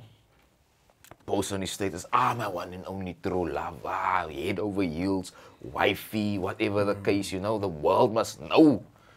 Break up, depressed, gosh. Life is over. I can't live, a week later, my one and only. Really, bruh? Yo, that's heavy. Oh, Really, bruh? that's a fast turnaround. Nee, bro, nee, man. Sy kan nie so nie. What does that say about you, man? Hy sê mos baie van jou. Nee. Like, I feel I'm open about this. I feel like I even spoke to the new one now about this, like the abundance. Did I? I can't even remember. But like, I feel like you must make it known, but she knows there's an abundance. She's well aware. Some of it she can handle, and some of it she can't. Or some of them can just be a bit intense, Yeah. But it's known. There's an abundance. It's like if this don't work out, I feel it's even better like that if they know there's an abundance, because if they feel like they're the only one, it can almost feel too much, man. In a sense. Like, it's good to know that your partner look lekker, man, to other men. So Yes. like, okay, now, like, if, let's say, someone maybe tries her, and like, I was like, I know it's alright. I know she look The lekker. thing is, the thing is, now, with regards to that, right, I feel like if she knows that you can't get someone else, even though you are exclusive, don't get me wrong, I'm not saying you're cheating and everything. But let's say she's the only one, she's the only option. You can't get anything else. Yeah. Because leke of whatever, you have this and that or whatever. It's like, she's not going to respect you the same way. Yeah. She's not going to put in that effort. She's not going to, she's going to take you for granted. She's not going to, let's say, for example, respond to you quickly, or, she's going to take you for granted. She's not going to treat you and spoil you, like do something nice for you, because, this bra, this bra. He's like, you're not going to leave me. Who else is he going to get? You know what I'm saying? Like, the moment she knows that, I can't lose this bra. There's like 1,000 other hoes in the streets. You know what I'm saying? Like, It's almost like they feel they can take you for a pop. They can go out there and be in the streets and like, you won't leave me, man. It's fine. I can walk all over you. Yeah, exactly. So that's why like, people get into relationships and they let themselves go. Man. That's the one mistake. That's the one mistake, guys. This is what I don't like. Because I feel like with a lot of like people that speak to me about their relationships, and yeah, like it's almost like if their partner dress lekker, then they want to know waar toe gaan sy. Vir wat lyk sy so lekker? Me, I want you to look lekker. Exactly. Like lekker. Exactly. Manita, man. Don't let go of yourself. Yeah. I want you to look after yourself. Yes. I want us to look after each other. Yes. So if you letting go of yourself, I'm gonna advise you. Hello, yay. You letting go of yourself. Yay. You're raising your hands again in the street. Nah, we don't promote violence. But I get what you're saying. Like, it happens so often. Like I know, right? Women like to flex with their man. Women like to be like, oh, that's my man, or maybe post a photo of him, like that's my man, and feel proud about the man that you're with. Yeah. And the flex must be both ways, man. You must also be able to feel that sense of pride in your woman, like, oh, she's mine. And now, 3 months down the line, you get comfortable. Then you stop going to the gym. You stop eating. You just buy all the fast food and cook, and you let yourself go, and you let your standards and your models drop. And because now I've got someone now, so it can, you know what I'm saying? Yeah. You no longer become that flex, you know. Yes, there's that internal beauty and that character and all of those things, but you're not the same person that you were when you met them. Yeah. You know what I'm saying? Now, I'm honest and brutal enough to say, if you let go of yourself, I'm gonna leave you. Leave your ass. I'm gonna meet over you. Your ass get some coach. I'm gonna be straight. I'm not gonna be faking what. You look like. Yeah. Nah, you let go of yourself. Like, and when people hear me say this, they're like, yo, you hectic. But at the same time, you can't let go of yourself as well. No, definitely. Okay. I can't expect that Yes. Yeah. Yes. But at the same time, like when people say hectic, I'm like, it's not hectic. Stick to the basics. Brush your teeth. Wash in the morning. It's basic. Yeah. It's basic stuff. Or like they feel they don't have to shave their legs anymore. You know, like now you somehow let go of your hygiene. Manita. Got you. I don't have lust for stinken. A stung mochi. And was you? A stung whole mochi. You know. Nah, you're not the old. Don't listen to Ellen. What? Nah, kijk. Nah, so I let you know, look, don't let go of your basics. You can't, bruh. Focus on your hygiene. Don't lose your hygiene. Don't lose your normal, your morals, your respect. Do the same things that you were doing to get me. You know what I'm saying? Crazy. It's not. I'm not asking much. Yeah. And you know, I'm not even talking about wearing makeup. I don't even like makeup. You know what I'm saying? I don't even like makeup. Like, Same. You know, you can do less and be more at the same time, but don't lose yourself. You know what I'm saying? Like, me, I'm all about the natural. Natural, bruh. Natural. Let that hair flourish in its natural form. I don't care if you don't like it. Okay, I mean, like if you don't like it, but you gotta be happy with yourself. Also. Yeah, you gotta be happy with yourself. But I will tell you, like, I'll let you know, like, okay, Alvin, I gran you like this. Stop. Kiki, You're so crazy. You're just gorgeous and what? Kiki, I will let you know because this is what I fell for. Yes. I fell in love with this. Exactly. Now you wanna come and pluck makeup on, royal lipstick and eyes and what. Yeah. It's okay, minimal. Yes. If you put on makeup, keep it minimal. Minimal, yeah. Don't like some mascara maybe, eyeliner. Yes. That's it. That's all you need. Okay. If you wanna put on lipstick now and again, it's fine. Yeah, special occasions. But but now you wanna look like a clown. Clown. Now you hug me, it's like, nah. Yeah, I've got that before. Like, hug me and then the makeup is on my shirt. Yeah, their whole faces on your sweater, your shirt. Damn, it's a white shirt, woman. Like, what? Little man. But yeah, that's me. Like, whether you my girlfriend or whatever, or even a bra. If I see someone with natural hair like mine or whatever, now this is me. That's my vibe. The natural look, the curly. If I see a bra, kunsie, kyk jy. I gran you, man. I gran you. You look lekker. Now you too, man. I gran you too. Yeah. Just that small compliment makes the day. There they go smiling and what. Exactly. You don't have to be my cunt. I will comp if you, because it's coming from, it's genuine. Is it only for girls or for guys as well? Both. Yeah. Both. I don't care if you feel awkward. Hey bro, you look lekker, man. Yeah. They look lekker. I'm not chasing you. Yeah. I'm just facing you. Hey bro, you have lekker here. I gran your curls, man. Well, nice jacket. Or you looking good today, my man. Yeah. You look good.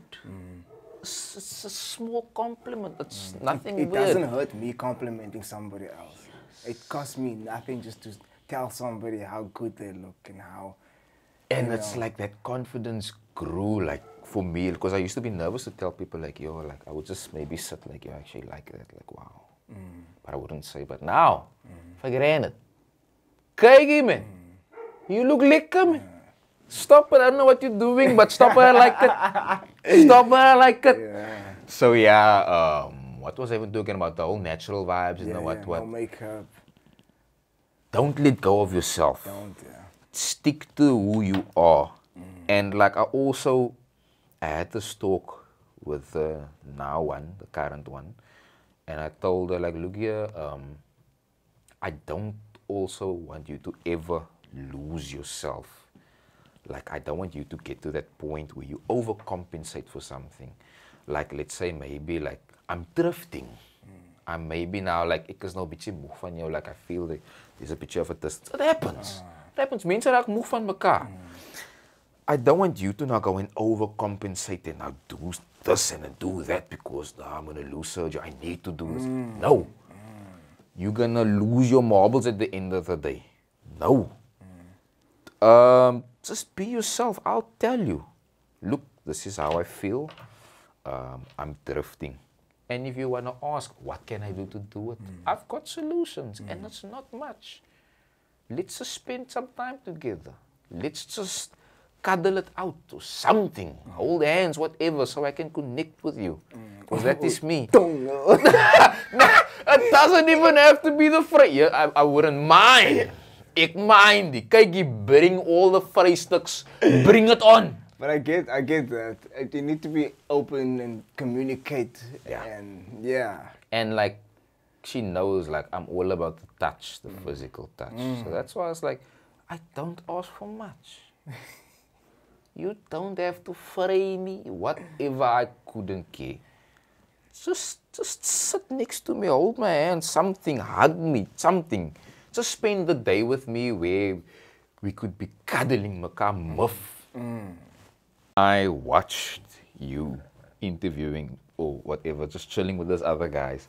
It looked so intense, man. Like, you're sitting so across the guy, like it feels like interviewee vibes, and it's like, yeah, and I think that's what also made me so nervous because, like, interviewee stuff makes Sergio nervous. But it's rustig. It's rustig. Go for it. Apologies to the streets for the break-in transmission. Apparently the memory card was full. I don't know how. I promise you. The man came unprepared, man. I cleared. Before the Frenchman arrived, I made sure there was enough space. I deleted everything. Unless the quality of the things that I'm speaking is just so great, it takes so much space from the memory card, verstaan ze? You know, so. Would you like a top up, sir? Go for it. All right. Here we go. What were we talking about before? Oh, I was just about to talk about, like, you know, the come back to the letting yourself go in the relationship. Yeah. And I was saying, on the one or two occasions when I meet a woman every leap year, you know, Because you know, I'm a good boy. You know. No, me too. I'm also a good boy. Don't let this black fool you. This aggressive Yeah. G look, you know, this gangster, this guy that always gets into fights, bad boy, smooth criminal. I am my father's child. Fool you. But quite a few occasions on the two that I'm thinking of, you know, because I only meet two women ever in my life, you know, because I'm a good boy. So, but they obviously know what I do and they can see the physique and whatever. But then almost immediately they ask me also, they want to get fit and they want to get in shape and they want to... Yeah, it's such a, that's a norm. And I'm like, why? I didn't,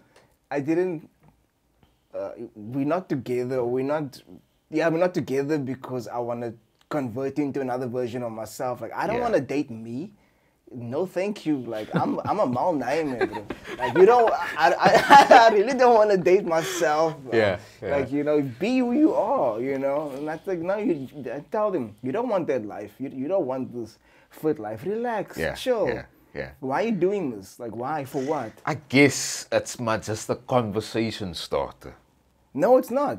This is beyond that part already. This is already we like kind of seeing each other for like a little bit, and then they want to come like, no, I also want to do this. I also want. Maybe it can be like your little fun activity together. No, but this isn't. They don't even ask me to train with them or whatever. This is just like they want to eat healthy. They want tips. They want how to lose weight and this, and I'm like, why?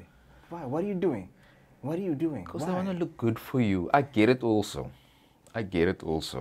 Then like, Sergio, give me like a routine on like exercises. Like, so I want this. I want hips. I want the butt. I want my stomach to be gone. What can I do? Give me some tips and... If you're doing that for yourself and I get that, but don't do it because now I look like this, so you now need to match what I look like. That's my biggest thing about this whole thing, you know. Don't do that just because I look like this. I just want them to be themselves, man. Like the person that I met, I'm not trying to convert you into another version of me. That's my biggest thing. Like, don't.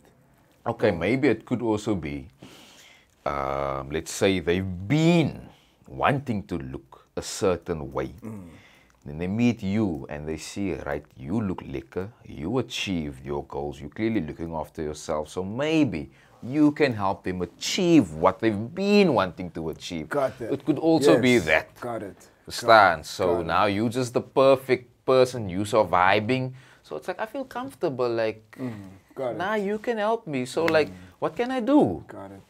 And then, got it. It could also be that. So it's not necessarily like, I want to be another version of you. But at the same time, like if we're not meeting those goals that you set for yourself, don't I feel bad that you can't now speak to me about it because you feel like you're disappointing me. You know what I'm saying? Yeah. That's what I don't like, you know. Ooh, because, you see. That's what usually happens. And I'm like, why? Like, I'm not asking you to do this. You know what I'm saying? I'm not asking you to do this. This is, if you want to do it, you can do it. But I'm not going to put pressure on you. You know what I mean? Yeah. Yeah, no, that is a bit hectic, Yeah. Now, I can see it somewhat happens with me also. Like, maybe let's say now, like, I gave a routine. I gave certain workouts that you can do at home. And, okay, cool, do that, do this. This is what I do, and whatever. And then maybe, like, a couple of days in the week, I'm like, and so? Did you work out yet today? Or how's your week been going? How's the workouts been going? And then they feel some kind of, I'm like, that's all right, man. That's okay. The thing is, man, don't ask them about it. Let them come to you and speak about it if they want to. But the moment you ask them about it, then the pressure's on kind of thing. It's more like it kind of just happens in the conversation, like they would be asking me. And then I would randomly someone like, and so, how's it been going on your side? And it's like, yeah, I haven't been really. Yeah. But I don't know why people say I'm hard on them when it comes to workouts. I'm not. Okay, at least, okay, from my point of view, I don't think I am. Like, I give you the basics, man. Basics. I feel like anybody could do basic stuff, man. It's just where I feel I'm hard is like when I'm there with you, I would push you. Come on, one more, two more. Hey, come on, push. Yeah, you know that's where they say, nah, just a bit hard. But that's different. Like I mean, you would want somebody in your corner that's gonna push you to the next level. You know, I don't see that as a problem. It's more like, let's say, I give you an eating plan, and how you drift dramatically. You know what I'm saying? It's like, yay, did you eat your veggies today? You know what I'm saying? You know, yeah, that's a bit cheap. Yeah, now that's different. Bro. It's more like, if you're training and stuff, completely different setting. But don't like, man, bro, eat your veggies and finish your food. You know I mean, what I'm saying? unless they ask for that, then it's a different story. Nah, I can't do that, bro. You don't want me to be that guy, because then you're gonna hate me. No, look, I know exactly. Yeah. I always say this, like when they tell me I'm hard on them, and I'm like, if you really want me to be hard on you, I can show you what hard means. Yeah. You're gonna not like me afterwards. I tell them this. So, what was I even trying to say? The hard part. If they ask about the, I've been asked about the veggies and stuff like that, the diet, and I'm straightforward. I'm like, look, I'm not into this. I don't do this food cottages. Okay, it's not. I do eat whatever I want to eat, but I don't eat fast food like every day, every weekend. I make sure it's like my oma's home food. That's decent. It's gezond kos. Homemade food. That's it. I don't go every day to McDonald's, KFC, whatever the case. And obviously, you're gonna look a certain way. So like I was just like, nah, just make sure you're eating decent at least. And tap nat with the workouts and goed. Sergio, I still feel surreal that you are here, that you are in these streets. Like I'm self-shocked, to be honest. I've been having these moments that is this really happening, you know? Is the man from Eagles Valley really here, you know? But man, like this has been a tremendous podcast. I loved the fuck out of this episode from start to finish. Just the moment you fucking came in the door, like for real, like I felt that energy. It was beautiful. The vibe in here was amazing. I laughed my ass off. I cried laughing. This has probably been one of the most fun podcasts that I've done. It's really, man. Let me say, I wouldn't mind coming back. I'm saying it now there on camera. I don't mind coming back. It's on camera. I don't mind coming back for episode 2. Thank you, man. Thank you. I don't know why I was nervous, honestly, but it's why really you were avoiding been... these streets? Yeah, you know, but it's really been a pleasure, man. Like, let me just say, I like the way, like, how you do things. You rustig about it, man. Like, I told you, I thought it was gonna feel like an interview. It didn't feel like an interview. So, like, I grand the way you do, how you do the whole setup, the alles. Thank you, man. I appreciate it. I felt comfortable. I didn't feel like, oh, here I'm being locked up. Like you're gonna drug me fast like my primary school teacher, you know? I didn't get that vibes. So, yeah, nah. No, like since the first time we met, when we were fighting in the streets, you know, like you just had this energy of realness, you know. Yeah. Like, I'm always drawn to real people and people with great energy. And I'll never forget you sent me this voice note the day after the shoot, and I was like, wow, like I still appreciate that message you sent me. It meant a lot to me, still means a lot to me, how real and honest you were, and you're still the same brother, that real and honest, you know, and I'm still attracted to the energy, and yeah, man, just every time we hang out, every time if it's a movie of its of like this over here, it's always lekker to just be in your presence, and same. It's always same. Yeah, it's just it's just a connection. We can't forget. You know what I'm saying? But I appreciate you tremendously. I see you starting to reply to messages quicker now. Yeah, nah. I sent you a text. They saw my phone. So I was like, this is probably just butt down me. You know, like I couldn't believe you actually phoned me like immediately. I was like, yo. I was like, but thank you so much for being here, man. I enjoyed the shit out of this, and I mean that from the bottom of my heart. And you're always welcome in these streets. Always welcome. Thank you, man. I wish you everything of the best for your journey, what you have in plan for your relationship, whether it's your career, just everything, man. And your family, your Oma. Shout out to Oma, G. How we, your sister, your mom. I met your mom. I met your sister. Yes, you know. yeah. So I wish you guys all the best, man. And I just want to wish you everything of the best, man. And I hope to see you again soon. I hope it's not like a fucking year again or something. Nah, you just let me know when you're ready for the Streets Part 2, Episode 2 with Sergi. Yes. Because, but it shouldn't even be like that. Should we just hang out for no fucking reason, you know? You know. I mean, I found out like you're not too far from, you know. Yeah, like, don't. Nah, I'm not gonna. Nah, I won't.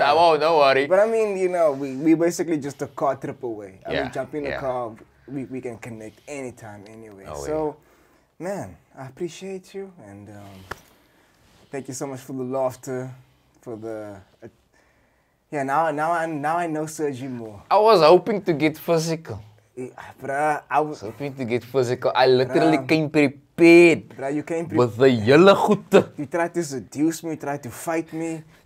Tried to shoot a porno with you also. Bruh, like, let's keep that for episode 2, you know, okay. for part 2. Oh yeah, I'm definitely looking forward to episode 2. Man, is there anything I wanted to say also? I can't even remember, but yeah, man, it was amazing. It was amazing. Yeah. Thank you, man. Thank you for having me. Nah, it's an honor, bro. It's an honor. We finally did it, bro. I so badly want to take your hand and like, you know, salute me. Thank you, bro, you know. We can do that. We can do that. At least we got some physical action, you know. Say. Love it. I love it. Thank you, brother. Thank you. Thank you. What you doing out in these streets, Leroy? What you doing out in these streets? What you doing out? What you doing out? What you doing out in these streets? What you doing out in these streets, Leroy? We in these streets.